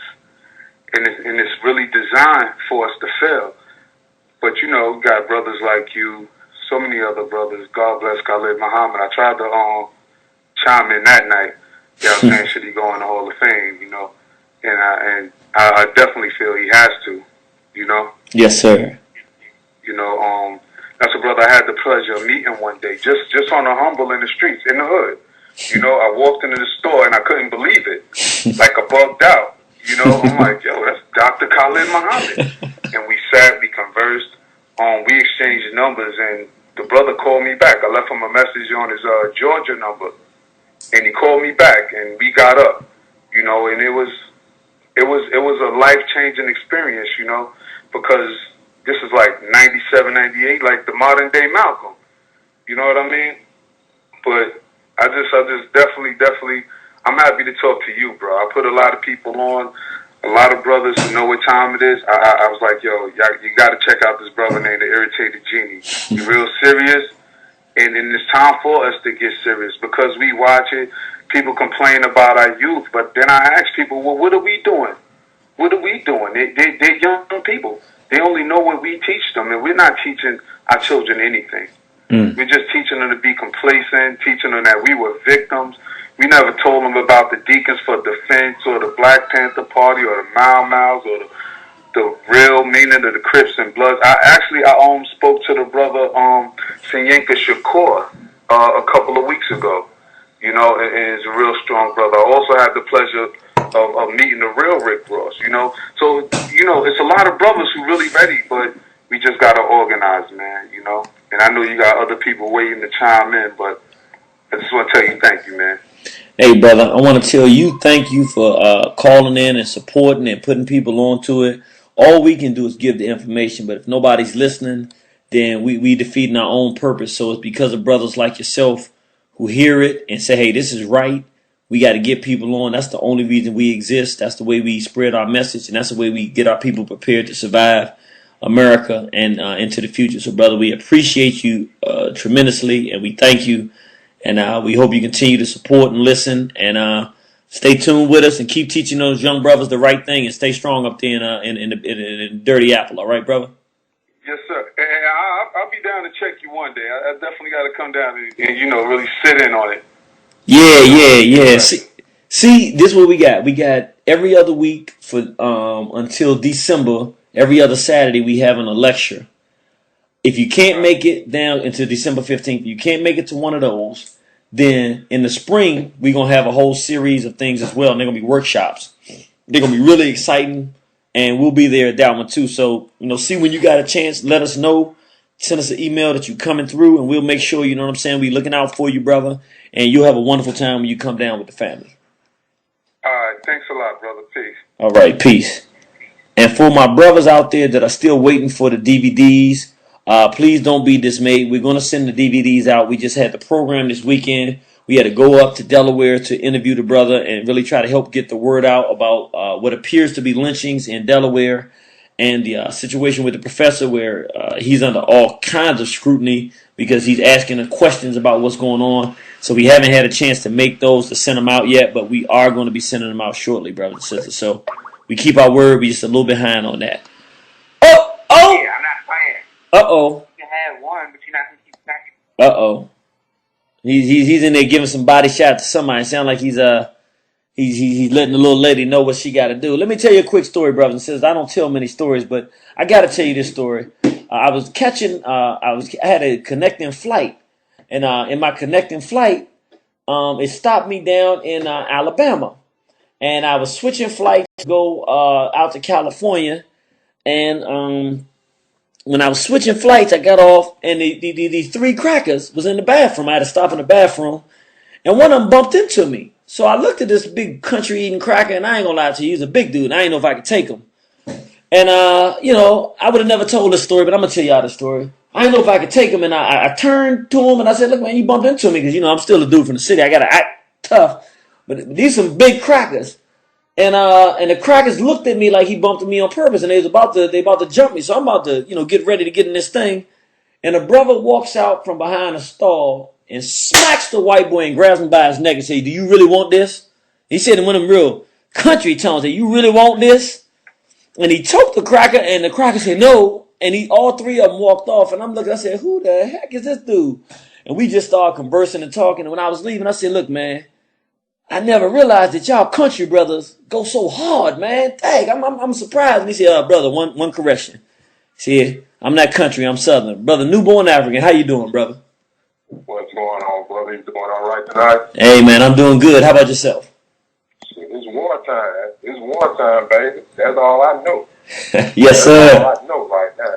Hey, the one thing I want to add on, man, is also when you're looking at your guns and everything, I think it'll be a pretty good investment if you could get a revolver. And the reason I say that right there is because one thing about them, you know, automatic guns, they will jam, especially if you keep the bullets in the magazine too long. You're supposed to take those bullets out and let them, you know, rest up for a minute, let that spring rest up a little while. But a revolver, you don't have to worry about that right there. You can let it sit up for 5 years, you can pick it up and it's going to shoot. So, you know, that's one thing I wanted to add. And another thing I want to say is, from what I've been looking at with these racial killings and everything, we got to cut the crackers loose. Look at her. I understand, you know, probably nobody on this broadcast, but if y'all hanging around with white folks and conversating with white folks outside of work, you got to let them go. Because I've been looking at a lot of these killings. A lot of these people are getting killed because they are friends with them. And that happened in Alabama about a month ago. This brother, he takes like old scrap stuff down to the recycle center. And the brother turned up dead on the side of the road. Come to find out, the guy that owned the recycle center killed him. And, you know, because everybody was saying, you know, it had the way it looked and the way it played out, it had to be somebody that he knew and was comfortable being around.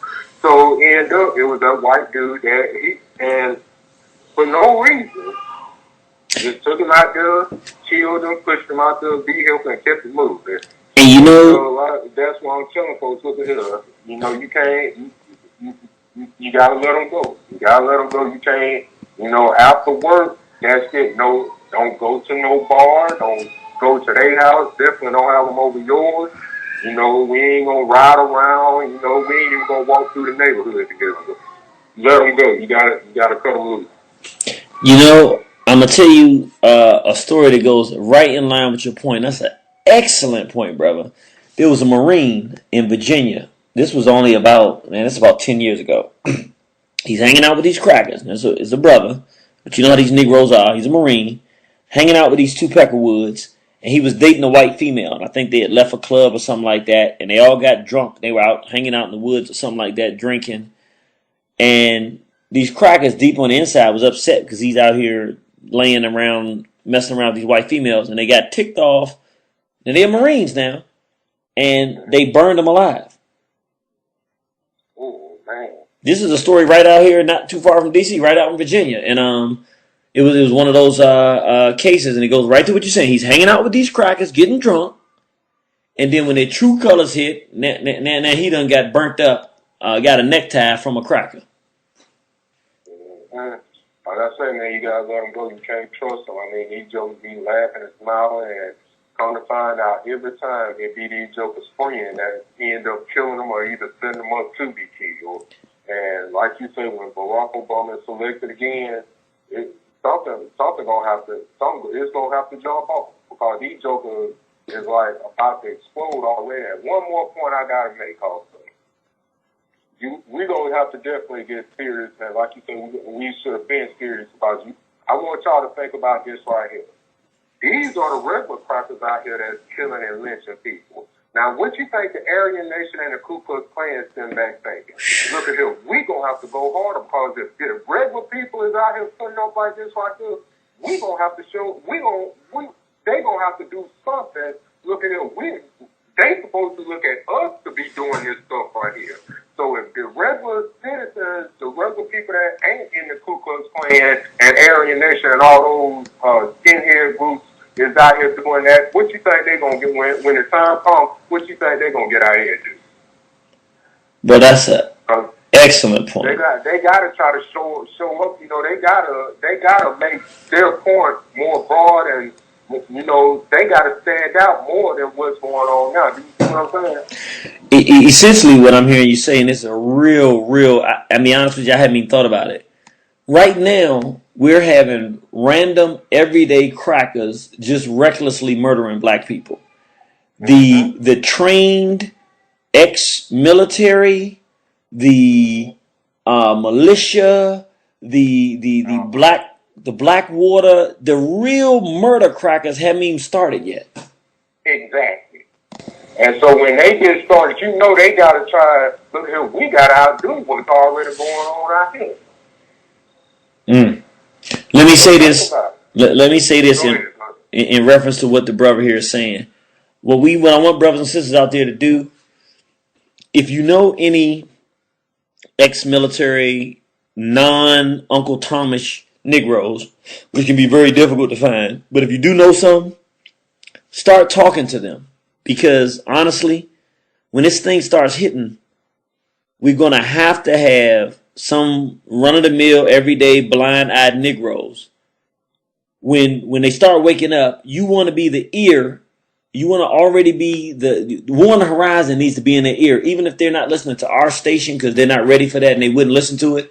If you're tuned into them and just dropping little stuff here and there, when something goes down and they have to make a decision, you want to be the one in the ear say, we knew this would happen. You know what you got to do.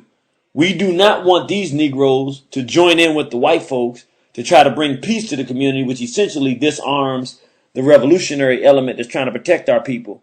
We want them to see their mothers and their fathers and their children as under the same kind of threat that level that we're under, and see themselves as black. And the only way that's going to happen if you keep those connections. So what I'm saying essentially is start getting in the ear of brothers and sisters who will fight or who have the capacity to fight, and hitting a little consciousness with them. Even if you don't bring them to War on the Horizon, just bring them a little conscience here or there. If they're ready, send them to War on the Horizon. If not, you just be that tool, because when it comes down, everybody's going to look for where to go. And you want them to come to you. You want all them Negroes in your family that argue about this black stuff today, when they mama get murdered on some of this crazy cracker stuff, you want them calling you on the phone and say, what we going to do? You say, look, are you getting serious or you joking? If you're emotional, I ain't got time for this. If you're serious, let's sit down and talk. And that's when you can say, look, family, this is how we going to handle this. All your white friends got to go. We don't have no white friends. Don't call nobody. Don't call nobody. If you want to keep your white friends or you dating somebody, y'all got to go. That's not who we're going to do this with. We're going to keep it black. We're going to keep it tight, and then put it together, and then take power and seize the opportunity to become a leader in the family instead of just being led. I agree. Well, brother, that's all I had to say for tonight, brother. Well, brother, those were extremely critical contributions. Just to highlight one thing you said one more time for everybody out there that remembers the program we did with Brother Shadow from California, whose son got murdered, lynched in Louisiana. Brother Newborn African's point is exactly the case. Remember, the white males that killed his son were individuals that he considered his friends that he was running around playing with. True. So they would have killed somebody else. We're not saying they would have killed somebody black, but they would have killed somebody else who they thought they had as a black comrade, likely, than his son if he wasn't habitually running around with them thinking that he was their friends. All right, brother. Well, hey, man, you did what you always do. You bring the heat, brother. We appreciate that. No problem, brother. Peace. Peace. That's our brother Newborn African, man. What can you do, man? He's newborn. He's ready for war. I love it. Uh-oh. What's that I hear coming down the highway, man? We was about to leave this place. Thought we was going to lose this thing. But uh-oh. I see a caravan coming. And it looks like it's coming from the southbound lane. I think it's going to get our people free. My brother Lewis. Brother Lewis? Peace and blessings, Brother Genie. How you doing? Hey, man. Now that you're here in the southbound lane, I'm doing all right. Yes, sir. Brother, I think one of our brothers is on from Winsboro. I think his last score is 1060. And he can give you more information about what actually happened to our sister yesterday down there. Also, I know you heard about the two brothers who were in Arkansas who they attempted to lynch. It's in the final call. No. Yeah, there was two brothers who were on the football team who went in to lift weights with some, hold on one second.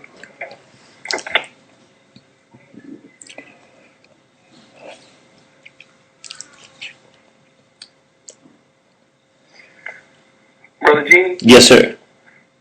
I'm sorry. you there, brother? Yes, sir. Yeah, there were two brothers who were on the varsity football players.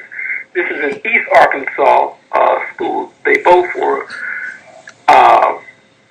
people. The superintendent is talking about it right now, where they were attempted to be lynched while in the weight room. In fact, if you go to the final call, the story is right there in there now. This is in Winds, Arkansas. So this is just bearing witness to what you're saying about white people killing black people consistently. Wait a minute. Slow, Brother Lewis. Right here in Louisiana or Arkansas, which is nothing more than North Louisiana. Brother Lewis. Yes, sir. You telling me that they were in there lifting weights, and what happened? A gang of whites came in and said, we're going to lynch some ends, and held the brothers down and put ropes around their neck. And eventually they let them go, but the sister is just hysterical. One of the brothers were actually, his father was actually making some comments on police brutality and stuff in the neighborhood, so he thinks that's why it happened to his son. But the other sister, she's just somebody who's not conscious at all, and she doesn't know why they attempted to lynch her son. Wow. But, I mean, it's just amazing. This show that you do is very important because it helps us to build a nervous system, because many of these stories would never get out if it wasn't for things like War on Horizon or the Final Call newspaper, places where you print these black stories. But the story that I'm talking about specifically is in Wynn County, Arkansas. And it's the full story in the Final Call newspaper. But I want to hear from my brother from Greensboro. If you could get him on, I'd appreciate it. I'm going to go ahead and skip and get to him right now. So thank you for calling in, brother. We appreciate that tidbit there. And we will see you on the battlefield. Also, brother, if you don't mind, on our show, we're going to have Dr. Ridgely Muhammad, who manages our 1,600-acre farm on Sunday, this coming Sunday. So it should be real interesting. We're going to be talking about the secret relationship between blacks and Jews and why blacks should go back to the farm. Wow. Brothers and sisters, I hope you heard that. You got plenty of days' notice. Set aside 2 hours Eastern Standard Time. It'll be 5 to 7 p.m. this coming Sunday. And give us the topic that you'll be talking about again. I think they'll put the phone down, but he'll be talking about we got to get back to the farming and growing our own food, brothers and sisters. So make sure that you tune into that. Brothers and sisters, I'm going to skip just so I can get to the brother who can tell us more about the story with the sister who was burned while alive. 60% of her body's been burned down in Louisiana. 1060, you live on Warner Horizon. Good evening, brothers. This is Bishop Connor, brother. Good evening, my brother. Struggle. We down here on the ground in Winsburg, Louisiana. It's been here ever since noon today. We were able to go out to the where the incident took place, and the community is much in fear. We've been out and we haven't seen any of our black local pastors. We haven't yet saw any black local officials, and we live about an hour and a half away. But we came to stand with the family and the kids were in observance. We were able to walk through the crime scene without any barricades or whatever. And at this point, the local law enforcement, sheriffs and all, have said that this is not considered to be a hate crime. But the sister is hanging on for her life in LSU at the Shreveport Medical Center in Shreveport, Louisiana. And her family is needing the support of everybody from around the nation. She said that while she was taking an evening stroll about 8 o'clock in the evening, 3 white men approached her with hoods on their heads. And she could tell from their voices that they were not brothers. So we are yet here they said that they would beef up the patrol in the black community. And in this particular part, we've been in observance for the last 8 or 9 hours, and we've probably seen 1 or 2 law enforcement vehicles all day long. But it's much needed. She said that she knew from the observance they had on their Klan uniform. So it is a bunch of inferiority on the ground, but bless, God. We were in a meeting a few minutes ago, and the Fruit of Islam was in the house. They've come, and we're going to be here, but we need this to spread abroad because it seems to me it's something that they're going to try to wash under the rug. Just saying it wasn't an act of hate. It was just somebody doing, whatever. But we need everybody on the horn, everybody to get involved. We were initially there in the struggle with Gina Six, the original one, when they really wanted to smother down about the rope in the tree. So we're back on the horn again, trying to put this out that the family can get some support around this nation. And again, we know that as it was spoken earlier, it's just because our brother looking out for the greater good of us all at the White House. People are real upset and trying to bag us up in those corners because we only have a few days to go and pull the lever that we can continue that march for freedom. But we're here tonight. We're going to stay around for a little bit, then we're going to leave and come back tomorrow because we don't want no work to be going undone, but we need some eyes and ears. We need it pressed as far as you can put it because the young black sister, she didn't deserve it. And they was asking, do you think that a brother could have did it? And I told him, I said, brothers by nature. The young lady, she's on Facebook. Her name is Shamika Moffitt. And if you would look at her being nice looking as our sisters normally are, if we'd have thought of walking in the park, we sure wouldn't have burned her with no gas. We'd have probably been asking for a number. Can we take her out? But that's the thing. This is Franklin Parish, which is located in Winsburg, Louisiana, is said to be, by the mayor stating today, one of the last hoods where the KKK has yet to hang their hoods up. They have pockets out in the country, hot spots. Out in the country part of Franklin Parish where they're still alive and well. So we're needing some assistance in this matter. Well, this is what we need. Would you be able to get, what we'll do is a special emergency show maybe for Wednesday night? If we can get the mother, the sister, anybody who would be willing to do the program, we would get them on air so that we can put this information out to let the world know what has occurred and let the family talk. Correct. I'm in the process as we speak. The young lady's uncle works in Houston, Texas with a niece of mine, and she's in the process the last 30 minutes trying to galvanize his phone number because he's at the hospital hanging out with them. He drove from Texas, so I need to get his number, which is the young lady's uncle, her mama's brother. Because the mother is so distraught at this point, she haven't been talking too much to anybody. Okay. Because she don't really know who the enemy is. Okay, then if you can do this for us, if you can get somebody for us so that on Wednesday night, we'll just do a special program, 7 to 9 p.m. That'll be, that's Eastern time, so I think that'll be 6 to 8 p.m. you all's time. Okay. And if you get the information to Brother Louis Ali in time so we can connect with them through email and set it up and give them a call, we'll set up and do a program with them so they can come on and tell as much of the story as they know, give all the information so it can't get swept up under the rug. And we can put this information out there and send it out to the world so everybody knows what's going on.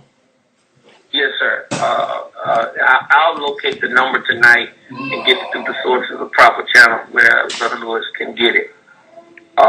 But I'm in the process of getting the number to the uncle who's at the hospital now. Yes, sir. Because, we don't need to let this go by. A young lady, 21 years of age, vibrant, got a career in front of her, just taking a relaxed evening in the park as normal. But she's attacked. They said that she was raped, but you can actually walk in the park up in the wooded area and see the burnt grass. What you do? Wait a minute. You just said something. You said she was attacked, and what did you say? Yeah. She was. They said that they had raped her. Is that something you're getting from? But it has been alleged. That's why we wanted to talk. When I talked to the mayor, they said 2 or 3 things happened to her, but she hasn't been saying much. So that's why I want to make sure we get it factual directly from the uncle. Yes, sir. Yes, sir. Yeah, we've been here all day listening. We've been listing in one spot trying to see, normally when assailants do things, they normally would drive back up on the scene or send their family members or whatever. So we've been eyes and ears out at the actual spot where the infringement took place. We've been here for about 6 hours apart. We're sitting out here as we speak in the dark, trying to see who's driving by or whatever. Because the system has said on today's news, the local channels, that they don't deem this to be a hate crime. This is what we want to do, because this situation, this is what we want to do. I first want to make sure you get the uncle and anybody else in the family, and we want to make sure we get 100% accurate information. Let me tell you why. Correct. The reason it needs to be very accurate, we need all the information, is because we don't want to jump the gun on something. However, this situation is as bad as the Trayvon Martin situation.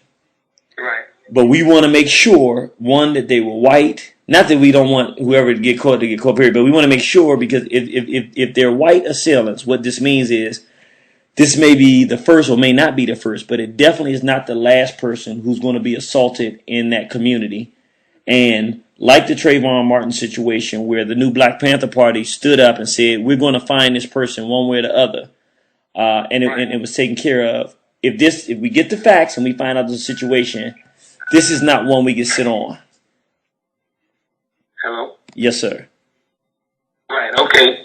Well, I'll have the uncle's number tonight and refer to the necessary party to get it to Brother Lewis on tomorrow. We appreciate that, brother. Yes, sir, but we'll yet be eyes and ears. And, we came up to see for ourselves. And like I said, we've been here all day. I had a meeting with the mayor later on this evening. He concurred. The FBI is here. The state police was in town along with the local enforcement. Well, brother, stay strong. Make sure you be wary of the white authorities, but you got to work with them. But make sure you got some brothers with you at all time, and you all be very safe down there.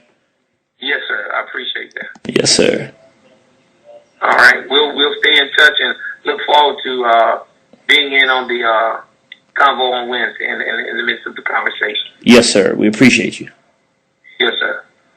All right, brothers and sisters, that's some warriors down there that's willing to see. When we say that there are no black men, we got to understand it's not true. We don't have enough black men doing what we're supposed to do, but there are some good black men who are not going to stand idly by and allow these types of atrocities to occur to our people and not stand up. And that's a brother we got that's there. He ain't talking about being there. He's physically on location like a good soldier would do and going down there to protect our community. And we want to get in there, get the sister story, and then determine what the truth is. And once we determine the truth, it's from that point that we got to go and produce justice. I want to hold off till we know exactly what the story is, so we have all pieces of the story. And once we have that, I really want to say this is unnerving me. We got to get some form of justice if this is what we think it is. So I want to hold off, because if it is, then I'm gonna say we have to get justice. 5111, you're live on Warner Horizon. Thank you, Brother Zaney. This is Emerson. I am the gentleman that Lewis had told to call, but I called my local NAACP president and regional vice president, Bishop Connell, who just got off the line. Yes, sir. So I'm 100% supportive of him. I did want to emphasize that the FBI is there, and they're only investigating, from what I've read, if whether or not it was a hate crime. So essentially, whoever did it, quote unquote, gets away with it.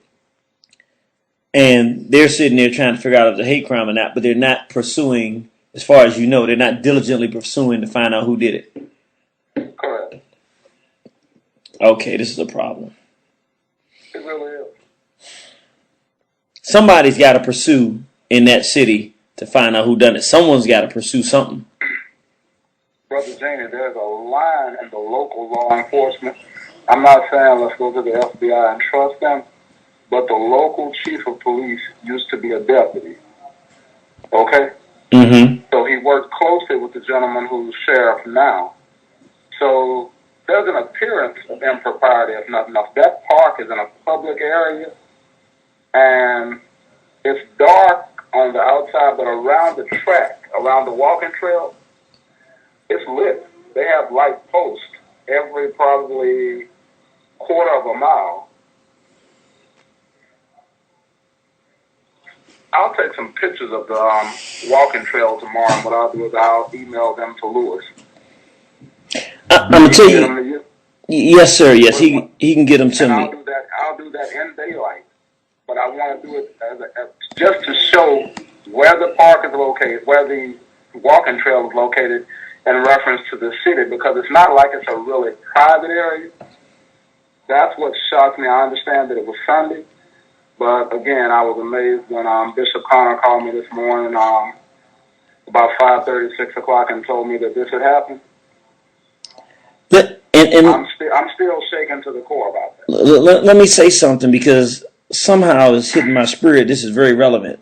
The place, you've been listening to the show from the beginning. You heard the clip I was playing from the brother in Delaware.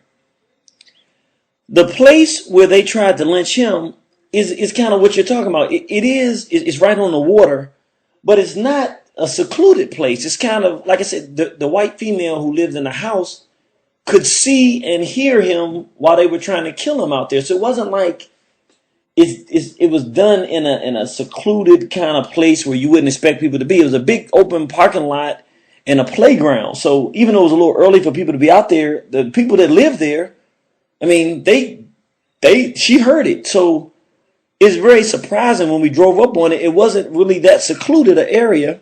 It was, I mean, literally you can walk to the main inner city street from it. So it was like, it's a little park and it's kind of private, but not private enough where you think this kind of thing is happening. Is it that this thing is just turning up so hard now that they don't think that there's any reciprocity for what they're doing to black people, that they're just bold and they're just killing black people? Because similar to what you're saying about the police officers, the brother said when the police came, he's ready to, he's totally discombobulated and he's thinking that they're going to come to hear it. They start making fun of him and never would take his report about the fact these two guys tried to lynch him, even though somebody called the police to report that somebody was trying to kill the man. Correct. And the geographic, just from the geographic description that you just did of that area minus the water, you could have been talking about this walking trail, this nature trail, because it's literally probably 25 steps off the main highway, which is U.S. Highway 425. It's a U.S. highway that runs straight through the city, and it's literally about 25 steps off the highway. Again, before your Wednesday show, I'll have some pictures to you all so you can see. I mean, the park is right next to it. There's businesses across from it. So, I mean,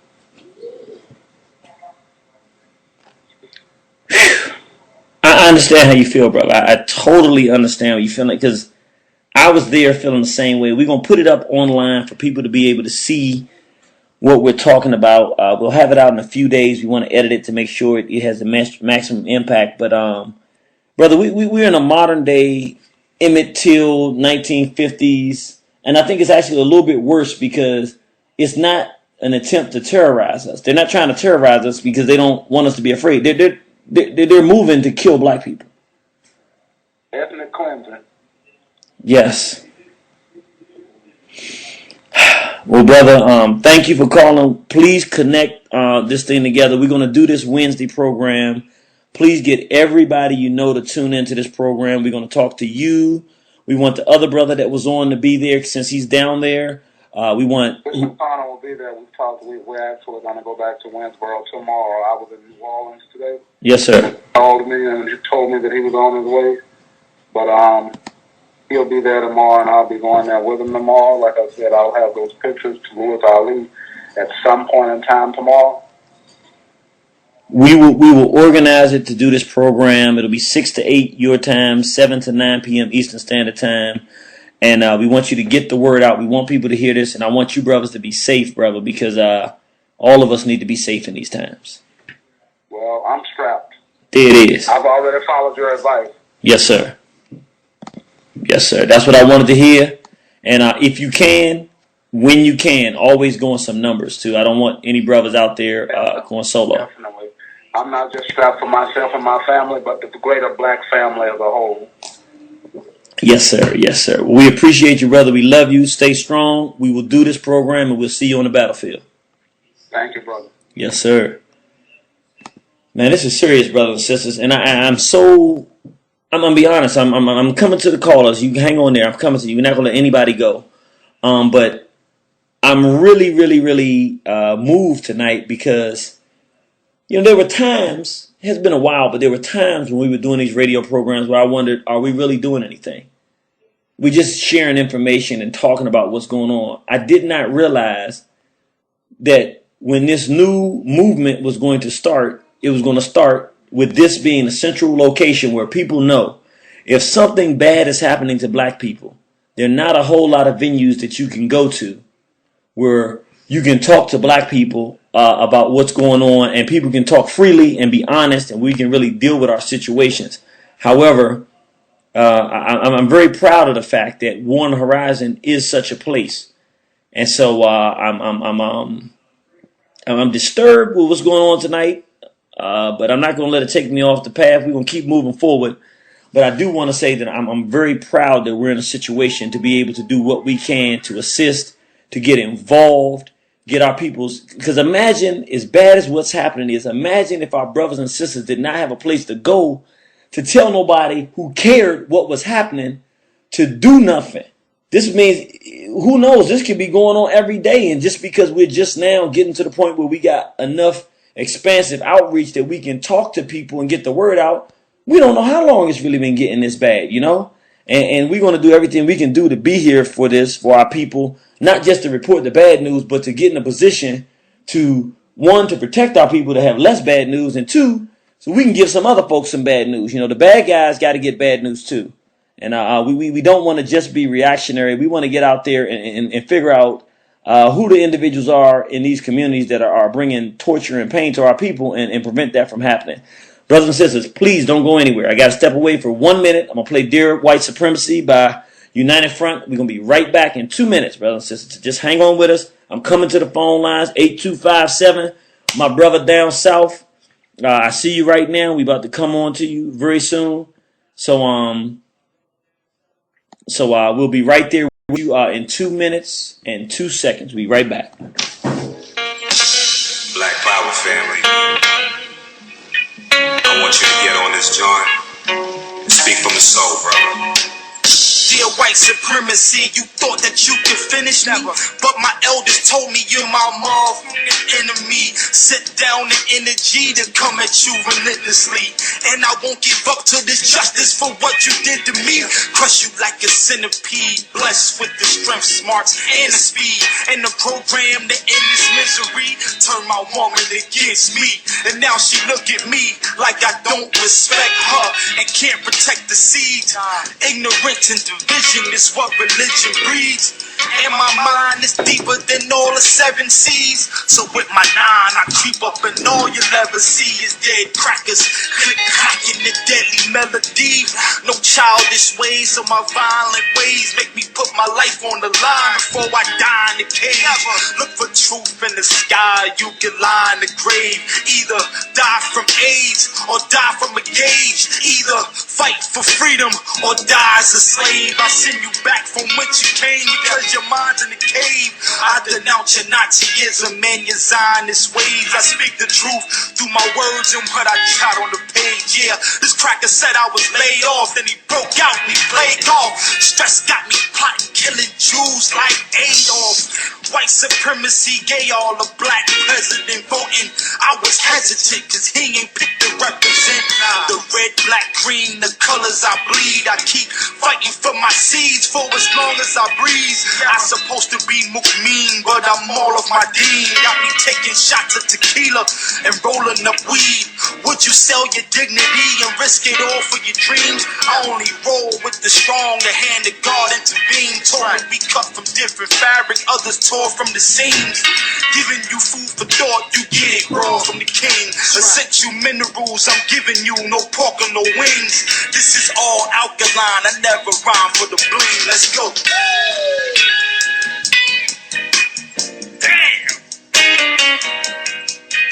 All right, brothers and sisters, I'm back here live on One Horizon. We're going to go right back to our phone lines. I really appreciate brothers and sisters on this program, very serious program. We're glad you're with us.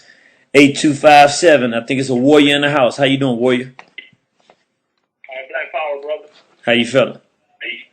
Brother, I'm fired up right now, hearing the situation. My wife and I were looking at the information posted about the sister in Louisiana, and when we're reading the reviews, and it's just funny how people are taking the situation and trying to point the finger and act as if this racism and these acts of white aggression towards us is just a figment of our imagination. And it's just kind of crazy to hear what's going on. Been listening to the show, and it's really about us getting strapped up, staying strapped, not only with firearms, but, some of the words that the great Dr. Collins said, that, we might have to take a pistol. We might have to take the baton out the pocket of the police officer or whoever it may be and do whatever we have to do. That's what I'm down for all day, every day. All right, you just brought something to my spirit, brother. I'm gonna go ahead and say this. Let me make sure I say this correctly. All right, we need to have a policy here. You know what? My phone is breaking up. Stay with me, brother. I'm gonna come right back. I'm gonna call right back in. I'm gonna call right back in, brothers and sisters. Hang on with us. Let's see. Let's go ahead and call back in.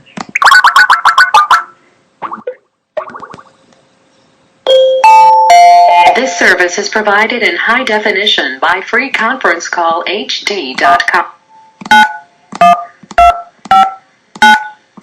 Access code accepted. This conference is being recorded. Yes, sir. You there with me, brother? Yes, sir, brother. I'm here. Okay. I'm gonna say this.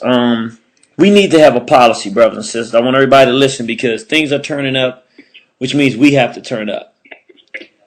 Our position has to be that, and this is a very aggressive position, but it's a position that we have to start going.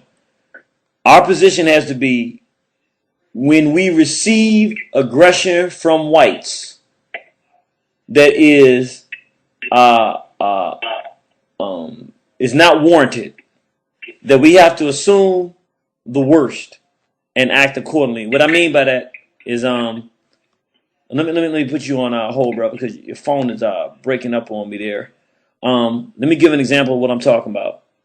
Good example is sometimes if you riding down the street and you have road rage and some white cut you off or you cut somebody off and they get upset. Well, you know why they're upset. It's road rage.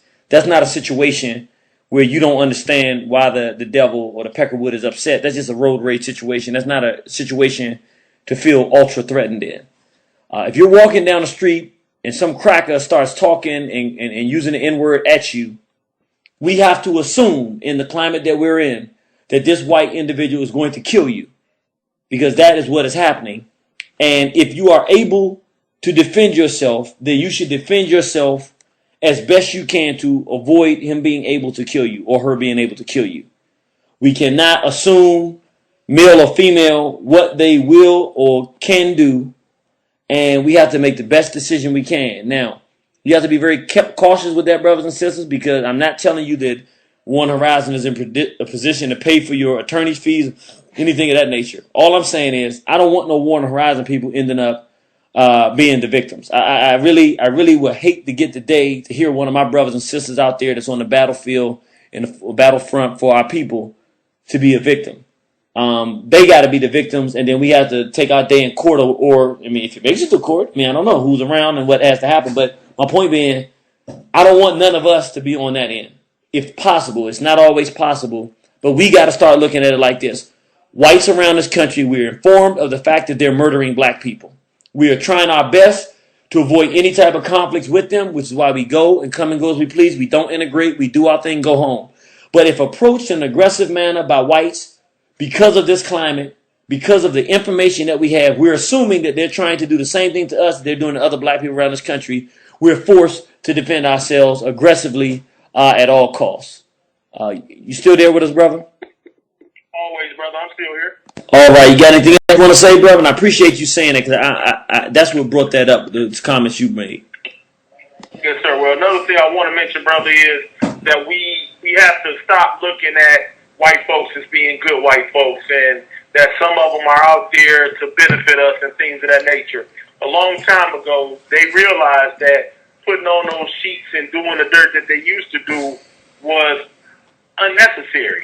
Now, all of the ones that was doing that dirt are politicians, are police officers, senators, and everything else. So we got to look at white people for what they are. They can never change who they are because they are from the devil. And the only thing that they do, they try to deceive us by making it seem as if, they have our interests, but they really don't. I mean, and that's just one thing we have to be very, very aware of. And I tell my family all the time, and friends or whoever, we got to cut them loose. We cannot deal with them for any reason outside of the workplace. When you go to work, it's a sociable event.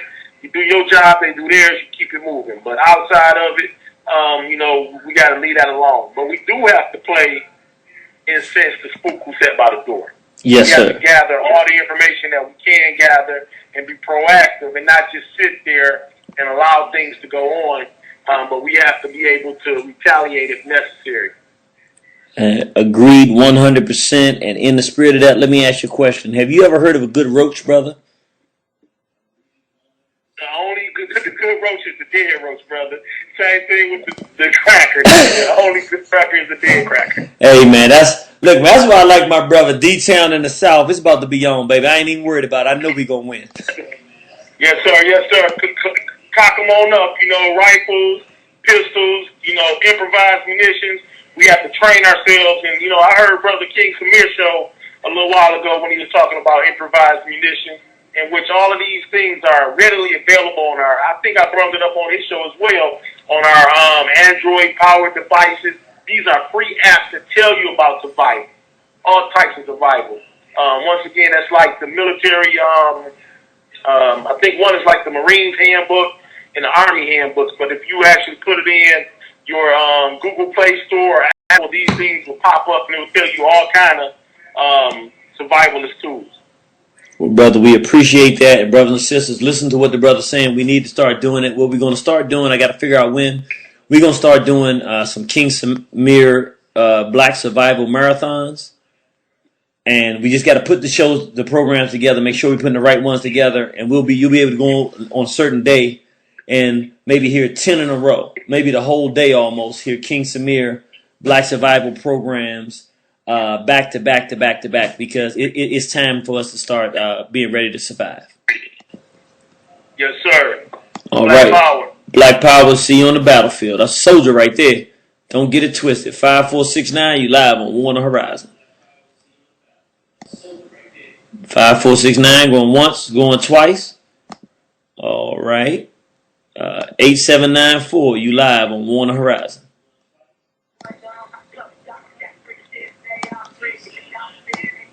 All right, let me go back to my brother Body Shots. We got there earlier. He wasn't ready. Let's see. You ready to hit him with another punch, brother? Hotep. Hotep, brother. How you feeling? I'm feeling good. Oh, man. It's another tough one, brother. Yes, sir. I mean, how do we not see ourselves, that man, our sister, our daughter? I mean, come on, y'all. We don't have nobody to strike back when we struck down. So we gotta become gorillas, man. All y'all fake clowns with these, running around with these uniforms, man, hang that crap up. Gorillas don't wear no uniform. Let's get serious. Yeah, Dr. Amos Wilson said about 10, 15 years ago, he said we got to increase the racial tension in our neighborhoods. The communities we control, kick the Mexican, kick the Asian, kick the cracker out. Everybody get out if you ain't one of us. See, then we develop that revolutionary culture, and then somebody come loafing on the block, they going to get dealt with. We got a hodgepodge mixture of people just walking in and out of our hoods. We don't know who's who.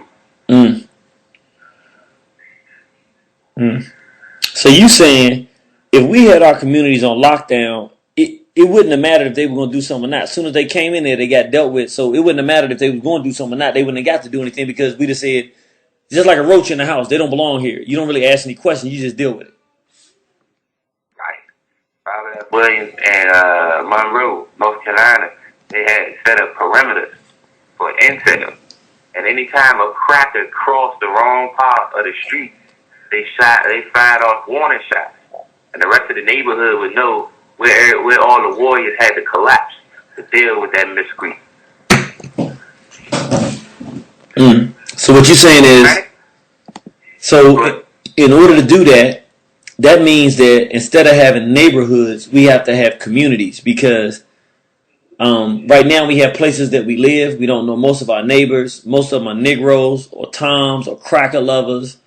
If we're not in an integrated community, we need to be in communities where there are at least 10 nationalist families. If there's 100 homes in the area, at least 10 of them are within maybe a walking distance. Let's say 4-block radius in every direction.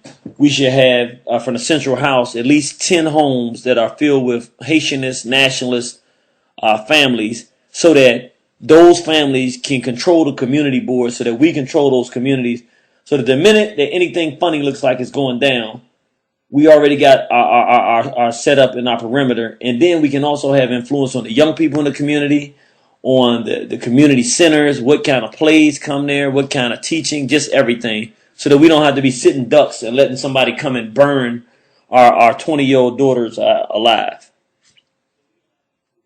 I see. Got you, brother, loud and clear. What else you got for us? On the whole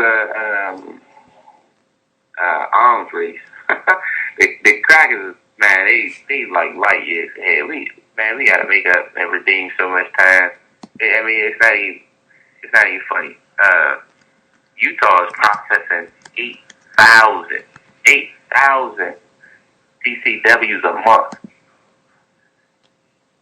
Now, what's a PCW? What's a PCW?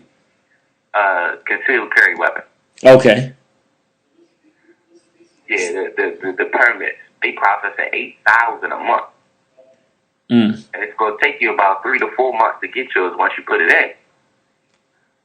Yeah. So it's high time now to get serious about this thing. My wife, she was horrified of guns. Like when I take the shotty out, break it down and clean it and hold it, she ain't even want to be in the house. Now she's straight proficient, you know? So for all the sisters that think, you know, you got a stigma, it's time I fall that emotional. I got my hairdo just done. Yeah, it's time to put in that work. Put them babies on your back and load that M16. Wow. Now let me ask you this. There's some sisters who are just, quite frankly, just afraid of weapons and ammunition. What do you have to say for those ones that feel that way and they don't want a man to be around with ammunition and guns and things of that nature? What would you say to that sister? I say she need to get to know Mabel Williams and Queen Mother Harriet Tubman. Oh my, yeah. I mean, I think now we've been so acculturated we forgot what the black woman is. Do we really know Queen Nzinga? Do we really know Mother Nanny? I mean, the African woman is not something that's just pretty and not willing to put no work in. I mean, have we really allowed the cracker to define how women are, how they move and groove? So are you saying that basically, yes, a woman is a soft creature. The black woman is a very precious creature, but at the same time, historically and traditionally, when the time came for her to fight, it was never a question of would she, The question was, how do you prevent her if you don't want her to do it? And you saying, since it's not enough brothers to do what needs to be done, it's time for her to stand up, that she needs to at least stand up and do her part in supporting this war? Yes, sir. All right, sisters. Well, you heard it from Body Shot, so you can't blame the irritated genie. He said you got to do your part too. So we're going to be looking for our sisters to be out here in support of the brothers who are trying to do the right thing, who are responsible men, who will be responsible with the weapon and won't be using it on her or using it against some neighbors, but will be using it in the defense of the family. We definitely appreciate that, brother. We love you, and we will definitely see you on the battlefield. Oh, yeah, BB for ODA. And don't be trying to steal my place either. I said what you try to do this weekend, trying to take the irritated genie. Let me cut that dude. Let me cut that guy off, man. Can't be having him try to take over Warren Horizon. I see what's happening, brother. I see it from a mile away. I see what's happening. Yeah, we calling the soldiers up. I see the spirit coming up, the irritated genie, the spirit of the fighters and the Haitian brothers and sisters. It's all in the house. I can feel it, and I know you can too. My brother. How you feeling, warrior? BB for ODA, bro. BB for ODA. I'd like to start off by invoking the spirit of our great ancestor, Bookmar. God who created the earth, who created the sun that gives us light. God who holds up the ocean, who makes the thunder roar. Our God who has ears to hear. You who are hidden in the clouds, who watch us from where you are. You see all that the white has made us suffer. White man's God asked him to commit crimes. But the God within us wants us to do good. Our God, who is so good, so just, he orders us to avenge our wrongs. It's he who will direct our arms and bring us the victory. It's he who will assist us. We all should throw away the image of the white man's God, who is so pitiless. Listen to the voice for liberty that sings in all of our hearts. We swear to destroy the whites and all they possess. Let us die rather than fail to keep this vow. With that said, bro, a couple of things throughout the program I just wanted to add on to. I heard the brother earlier speak about magazines in the springs, and how the springs tend to give out sometimes if you keep the magazines loaded to capacity. So my brother who trained me on weapons taught us to leave your magazine one round short so you don't wear the spring out of it. If you want to have that other round in the weapon, you can actually put it in a chamber so you're not really short on ammo. As far as training children and women or people who are timid about weapons, start with a 22 caliber handgun, 22 caliber rifle. It's very inexpensive. It's like shooting a BB gun, so it's not something that will scare anyone who's already timid. It's excellent for starting, women and children. Those who have financial issues, like we all do right now, if you have family and friends around you who aren't afraid to have weapons, share the financial burden. One of you could buy a handgun, 9mm. One of you could buy a shotgun. One of you could buy a rifle. So you got all bases covered. I think I heard a comment earlier from somebody down south saying that they're talking about beefing up the community with officers. Just for those who are listening, who don't, know this, don't be naive to believe that beefed up, police presence in our community mean that you're more safe. You're probably in more danger because they'll kill you before anybody else will. So you still have to take your safety and your family's safety in your own hands.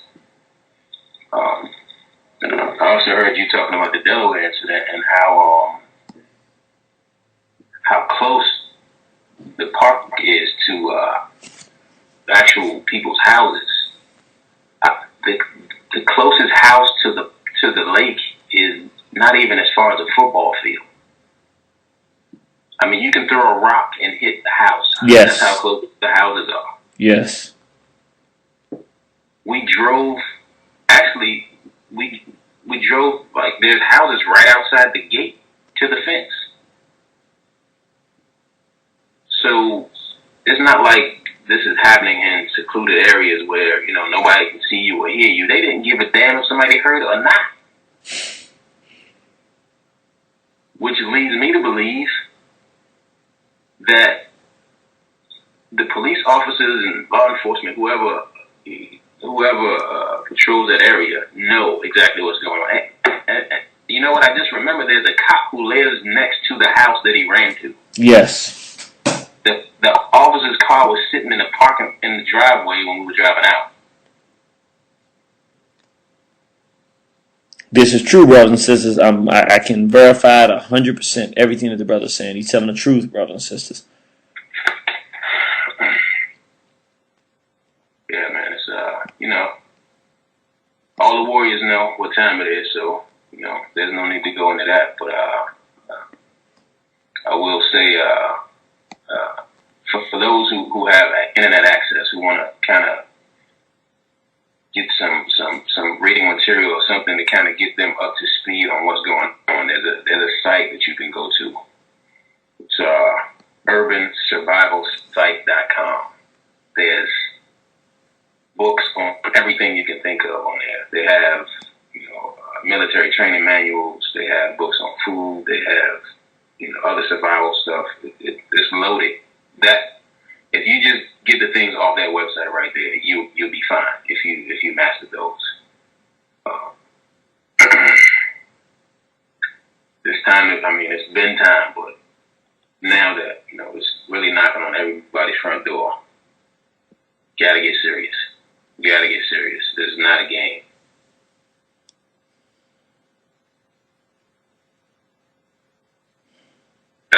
That's my list, bro. So if you wanted to, you know, say something or ask about something I said, you know. Now I'm listening to everything you're saying, and I was hoping you were gonna be able to call because I know you got a lot of excellent information. What are the tips for people in terms of, because we have some people who hear this and emotionally realize, okay, it is the correct thing for me to do to go purchase these, but they don't know how to store their weapon, how to use the weapon, how to keep it safe from their children. What advice would you give them on just some basic tips? Well, I'm going to tell you what the brother who trained me taught us. The best way to keep your weapon safe around children is to train them how to use them. Most of the children who get shot are the ones who find guns and they really don't know what it is, and they're playing around with them and they shoot themselves. If you train your children, you don't have to worry about that. You know, at the time he started training me, he had young children in the house, and he has guns everywhere. Handguns, rifles, shotguns. I mean, they're all over the house. You can reach out at any point and grab a gun. But the fact that his children are trained in weapons, he doesn't have to worry about it. Actually, when he's loading up the weapons to go train, they are the ones who go get the weapons. So that's the best way to keep your children safe as far as weapons go. As far as locking them up anywhere, I really don't recommend it, because if it's locked up and somebody comes to your door, you ain't have time to get them. They just got a new weapon.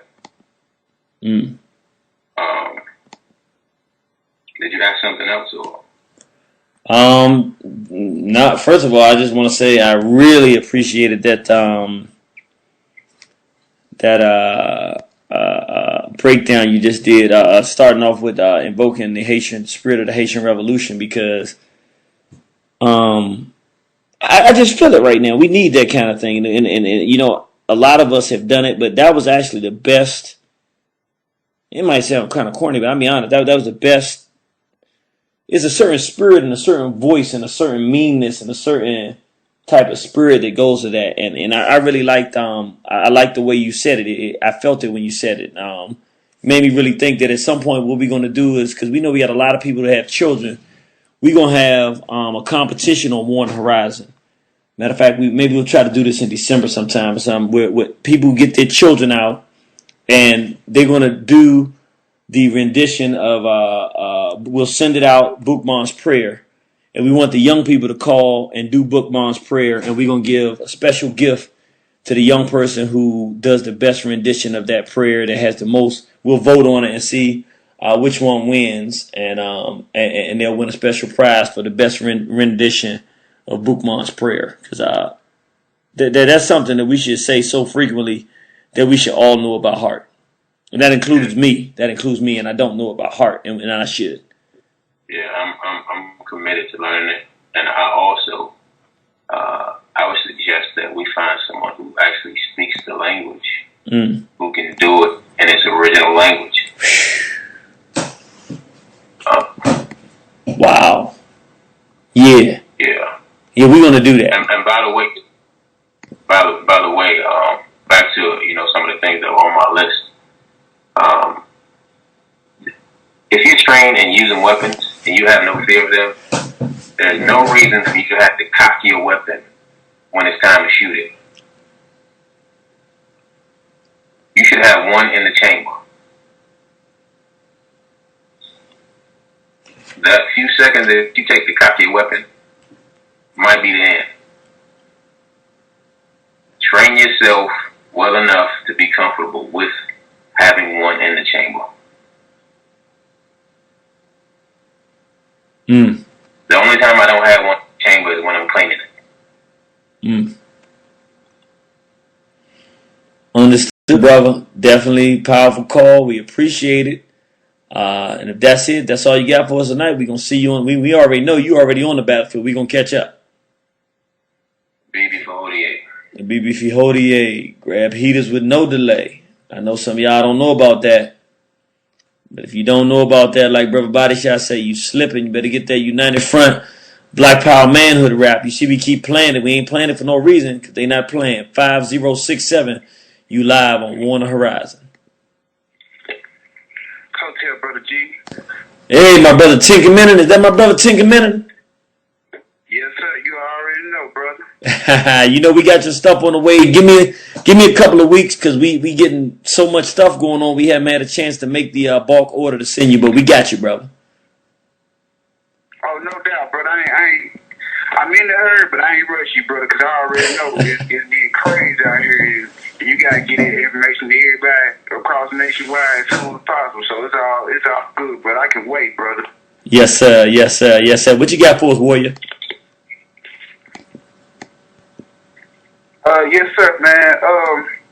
I'm hearing some of the stuff going on with the sister being burnt alive in Louisiana and others. And then I heard a clip about the brother in Delaware. And I know this show is mainly talking about self-defense and how we should arm ourselves. And I was wondering, what kind of advice would you give me? Because, like, I don't know if I'm 19, so I don't know if I'm able to get, a firearm like this. So how would you advise me to protect myself from these pecking bullets, brother? I would say this. In your situation where you probably, I don't even have to ask, I'm sure your family wouldn't want you to have it in the house. You can't legally have it on your campus. What I would say is to get something, you just got to do the best you can. I would say get something like mace. That's legal. Make sure it's legal in your state. I would get something like mace, and maybe you can actually get, you got to make sure it's legal in your state, but you can get a baton. And what a baton is, or asp, it's the thing you see the police, and they swing it out and it pops out. Right. The good thing about an asp is you can carry it, you can conceal it easily, and when you pull that thing out and swing it, when you hit somebody with an asp, it's designed aerodynamically that when it hits a bone, it's going to crack it. So you hit somebody in the leg with that, you cracking a shin, you cracking a knee. It's a very dangerous weapon, and it doesn't take a whole lot to use it. The pepper spray or the mace, people think it's a joke and it's corny. Let me tell you something. If someone does not know that you have it, and you get that spray off, you win every single time. Right. And it's a way to be, not having a weapon on you, so you don't have to worry about getting locked up or anything like that. You got to make sure wherever you have it that it's safe. But it's a way for you. It's something easy to learn to use. It's not hard. You just shake it. You just pull the thing and spray. Boom. Hit them in the eye. They done. You can get away. And so that would be something just to get you time to get away in any situation you're in. But I wouldn't advise you to get a gun in your particular situation until you got your own place off campus in a legal manner, and you can do that. That's what I would say. I think an asp will be good. Knives are not bad, but the only thing about a knife, if you're not really trained, a person will take a knife from you and end up stabbing you. Exactly. It's not easy to take an asp from somebody, because to catch an asp is more difficult than catch a bat. Probably you can probably rush up on somebody and grab the bat, but an asp is swift. You swing it out, hit, bam, you swing it, and wherever it hits, it's gonna start hurting bones. So that's what I would suggest. That's what's up, bro. Because like I'm right next to Louisiana. I'm in Mississippi, so between these Negroes and these peckerwoods out here, it gets kind of hectic sometimes. And just one more thing, don't ever forget, and this is a perfect one because there's all kind of reasons why you would have it. Aluminum bat in your trunk. Say, hey, I play baseball, but it's something that if you can get to that too, that'll be another thing to have there as well. Right on. Yes, sir.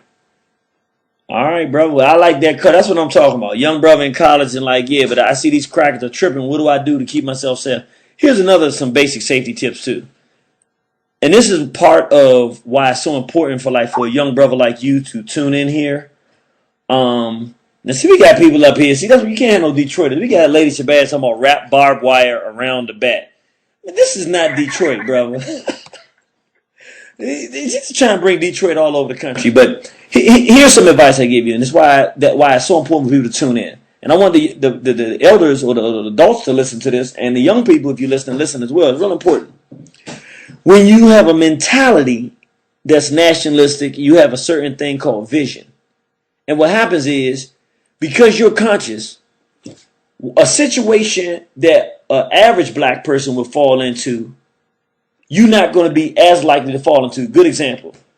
Your average group of black people walking down the street and some crackers walking down the street, they don't think, let me look at these crackers and pay attention to them. They're not even thinking. So they could get rushed by these crackers before they even realize what happened and have some horrible situation. Soon as you see those crackers, you looking at them and studying them. You might see one of them look across the street into a car and somebody else come from behind a car. Well before anybody else would recognize what's going on, to stop and pay attention. Or some cracker come up talking to your average black person with the Negro mentality. They trying to help the cracker and be all helpful. And then that's how they had a small hat that was riding around the country stabbing black men. And the way he would do it, he would say, oh, my car's broken down. The brother would lean in and try to see what's going on with the engine. He would start stabbing and cutting the brothers up. He would do this a lot. But see, you got to be open to the cracker. Most situations with a black man, a cracker is going to see if you the one to test before he tests you. Not 100%, but in most cases, a brother like you, when the cracker come up to you and start trying to talk to you, you're going to look at him with a look like, what's this all about? You're not going to be open for it. And he'll probably say, let's go to the next person. He don't know if you got a weapon. He don't know why you looking at him like that. And so he wants to go get the person that's more open for that he thinks is the least threat. Most situations, because you're conscious, you won't be the guy that gets picked. And then if you got your asp on you or your pepper spray, even if you do get picked, you got a way to hit, move, get out of there, and then, go regroup. You know what I'm saying? Right. Exactly, brother. Because, like I heard brother African say, the most of the victims of our people who get victimized be the ones real friendly with these devils. And that's 100% true. He's absolutely correct, brother. Right on.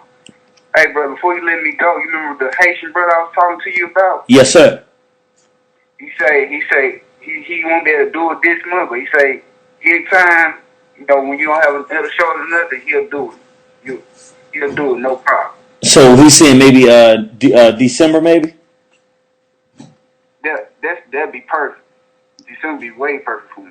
Okay, well then we're gonna do that, and we'll talk before then. Please don't let me forget, because I ain't gonna lie to you, bro. I get so busy sometimes I forget. Because we definitely want to do a show with a program with him, and we want to see if he knows Boukman's prayer and if he has time to look it up, and then maybe he can say it in the natural Creole language or the language that Boukman would have spoke, so that we can actually hear the version we get in English and the version the way it would have sounded when he was in the woods praying that prayer to our ancestors. We would love that brother to come on, tell us a little bit about that, and be able to do that for us. We would really appreciate and enjoy that. Yes, sir. Do you want me to give me your information or just hold on to it for a while? I would say stay with me. Stay with us, because I don't want him to send it to us and we don't get back to him right away and look like we're not interested, because we're doing so much right now. Hang on to it. Just don't let me forget it. And we're definitely going to do it. I haven't forgotten. I want to do it, and we really going to appreciate that program. So let's do it like that. All right. Thank you, brother. All right. Stay strong on that battlefield, warrior. Yes, sir. BB Fahodier. BB Fahodier. Grab heaters with no delay. 1080. You live on War on the Horizon. BB Fahodier. BB Fahodier. Peace, brother. If it's all right with you, I would like to lift up the legacy of Colin Ferguson tonight. Wow. Well, you never, ever in a billion years going to hear me not happy to hear about the memory of Colin Ferguson. So let's do it, sis. I say, wow. First of all, Brother Jeannie, I think this is my first time being live on the show. I usually listen to the podcast that you post up. So I just want to take this opportunity to tell you that the commitment that you have to our race and our people, your commitment, the commitment that I've seen you demonstrate in protecting black children and restoring order to the black community is so appreciated. It's just so appreciated, and of all of everyone who has taken a stance of leadership among black people, you are among the people that I really deeply respect, and I just want to express that to you. Sister, don't be trying to pull no tears out of my eyes tonight, but I really do. That really warms my heart, because I'm be honest with you, as a black man, we really, and I'm not saying we should, we ain't been doing our job, but as a black man, I can honestly say it's very seldom that I hear a black woman say that, and when I do, it just, man, I can go another 20 years with that alone. So we really appreciate that, sister. Definitely. I mean, really words can't express, and I think that in the long run, it's not any one thing that you do one time here or there, but it's the commitment that you show and the dedication that you show over time that really starts to make an impact in really putting our race first and ensuring, not just for ourselves, but for our children and our children's children, that they may see a day that they're not living up under this devil. And so I know that we are the generation of sacrifice, and I accept that, and I believe that you have as well, and that we just know that our bloodline, they're going to see a day where the black woman and the black man have been restored to power in the earth. And I stay focused on that, and I appreciate all the information, the shows, the radio shows, the DVDs that you put out that contribute to that vision. And I'm aligned with you, brother. Now let me ask you, because I really appreciate this. How long have you been listening, and how did you find out about War on the Horizon or myself first? You know, how long have you been following? Definitely. I started listening last year. I can't believe this year is almost over. So 2011, around the beginning of the year. And I was like, damn, this brother's on point, because, you know, a lot of things that seem common sense to people like me and you, a lot of people in the so-called conscious community are really confused. And they're wavering, and sometimes they take the cracker, sometimes they don't. Sometimes, it's just really hot, it's really not any type of consistency. But, you know, when we wake up in the morning, we know what time it is. We go to sleep at night, we know what time it is. We dream about a day that there's no crackers on earth. So it's the level of commitment that I've seen that I was like, okay, this is, you know, this brother's on point. And a lot of the people that you associate with, I've had a chance to call in on Lady Shabazz show. I'll be on her show next month. So it's just, it's inspiring to me that to know that I'm not alone. I actually heard some people from Texas call in, so that was also refreshing. So I know that I'm not out here on the battlefield by myself. It can be a little bit lonely out here sometimes, but I know I'm not alone, and that's comforting. Well, that's beautiful. That's beautiful, sister. Well, we appreciate you. We hope you continue to tune in and spread the word. And we appreciate the things you had to call in and tell us. That keeps us motivated. We love you. You sound like you're a warrior princess, and you want the same thing that we want, that full and absolute freedom and independence for our people. So we love you, and we will definitely see you on the battlefield. All right, sis? Okay. Man, it feels good, man. We get more and more sisters calling in, too, man. It feels like a black family now, man. For a while, we just had nothing but brothers calling up because that strong war spirit. But now them war sisters, they listen. See, the sisters don't just jump out there. The real warrior sisters say, let me see how long this is. Because these Negroes talking this today, and they'll be out there shining and cooning with some white females or some faggots tomorrow. So the sister said she had to just wait her time and watch and make sure that it was right before she can call in and say, yeah, this is the place I want to be. So we appreciate that. And we appreciate it a lot. And we encourage more sisters to tune in as well. If you're strong and you ain't wrong, come on in. 0834 looks like you the last caller. You pulling up the rear. Sometimes they say to keep the best calls for last. Hotel. 0834. Going once. Going twice. All right, brothers and sisters. Well, look, that's the 10 o'clock hour. It's 10:04 by our clock here. And we want to thank everybody for tuning in. We're going to send this program out because we want people to know how to get themselves armed legally and to get themselves trained to be safe with a weapon and to have it properly done, so that we want brothers and sisters who are responsible and will be responsible weapons. We don't want no situation where nobody shoots the child or the child shoots them or nothing like that. We want our people to be armed and ready. Let me just say to you, brothers and sisters, the sister says she invokes the spirit of Brother Colin Ferguson. Let me just keep it real. For some brothers and sisters, it's a matter of self-defense. We should, because we have the right to and our ancestors didn't have the opportunity to be armed, we should be armed so that if something happens, we can protect ourselves. For other brothers and sisters, we know that this war is on. We want to be ready so that when the time comes, we can do what we need to do to put our people in the condition we want to be in. And then for those bloodthirsty Africans that just want an opportunity in life before you leave this planet to spill as much Caucasian blood throughout the universe, you want to soak the earth with the blood of these devils. I'm saying they may put you in a position very soon that you will have no choice but to do that. All of the above mentioned individuals, we in this because we ain't got nobody else to be in this with. Let's stay together.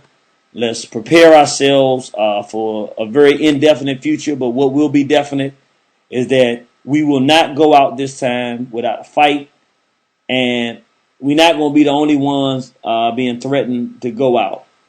At the end of the day, if these crackers decide they're going to take us out, let's make a decision that the object is not freedom, but the object is to take them out.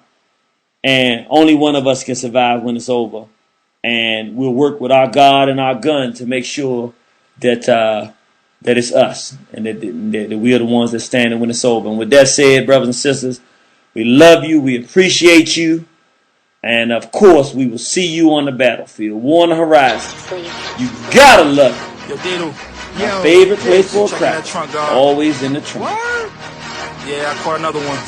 Yo, you be beastie. It's my third cracker this week. Yo, I dropped one off the building. Word. Where we gonna dump them? East River? Yep. Alright. Right in the back.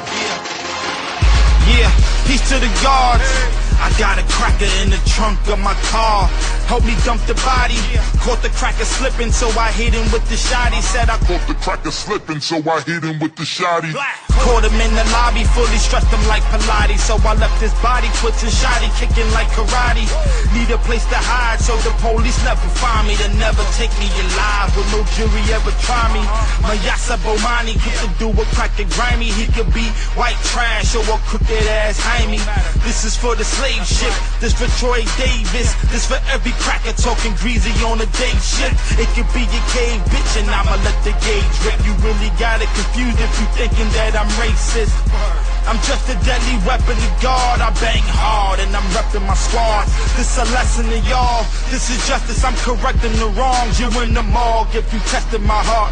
If you question my smarts, killing crackers, I perfected the art. Like Nat Turner with the burner, rip the cracker apart. Yeah, friends get hugs, enemies get shoved in the 6-foot hole. My shovel, my black gloves, shedding white blood, the ultimate black love. Everybody grab a back, my brothers was crack skull. Peace to the guards. I got a cracker in the trunk of my car. Help me dump the body. Caught the cracker slipping, so I hit him with the shotty. Said I caught the cracker slipping, so I hit him with the shotty. Caught him in the lobby, fully stressed him like Pilates. So I left his body twitching, shotty kicking like karate. Need a place to hide, so the police never find me. They'll never take me alive. No jury ever try me. Shoot down they choppers, they trying to put us in the dirt. Black Hawk down, them crackers get what they deserve. Sending soldiers to Africa, Otama got some nerve. Got a tire for a traitor, put it around him, let it burn. Checking your catalog, the black power sabotage. If I move like you, I will poison your caviar. Why my people sleeping on the bringer of nightmares? It's cause you think he won't turn Harlem to Vietnam.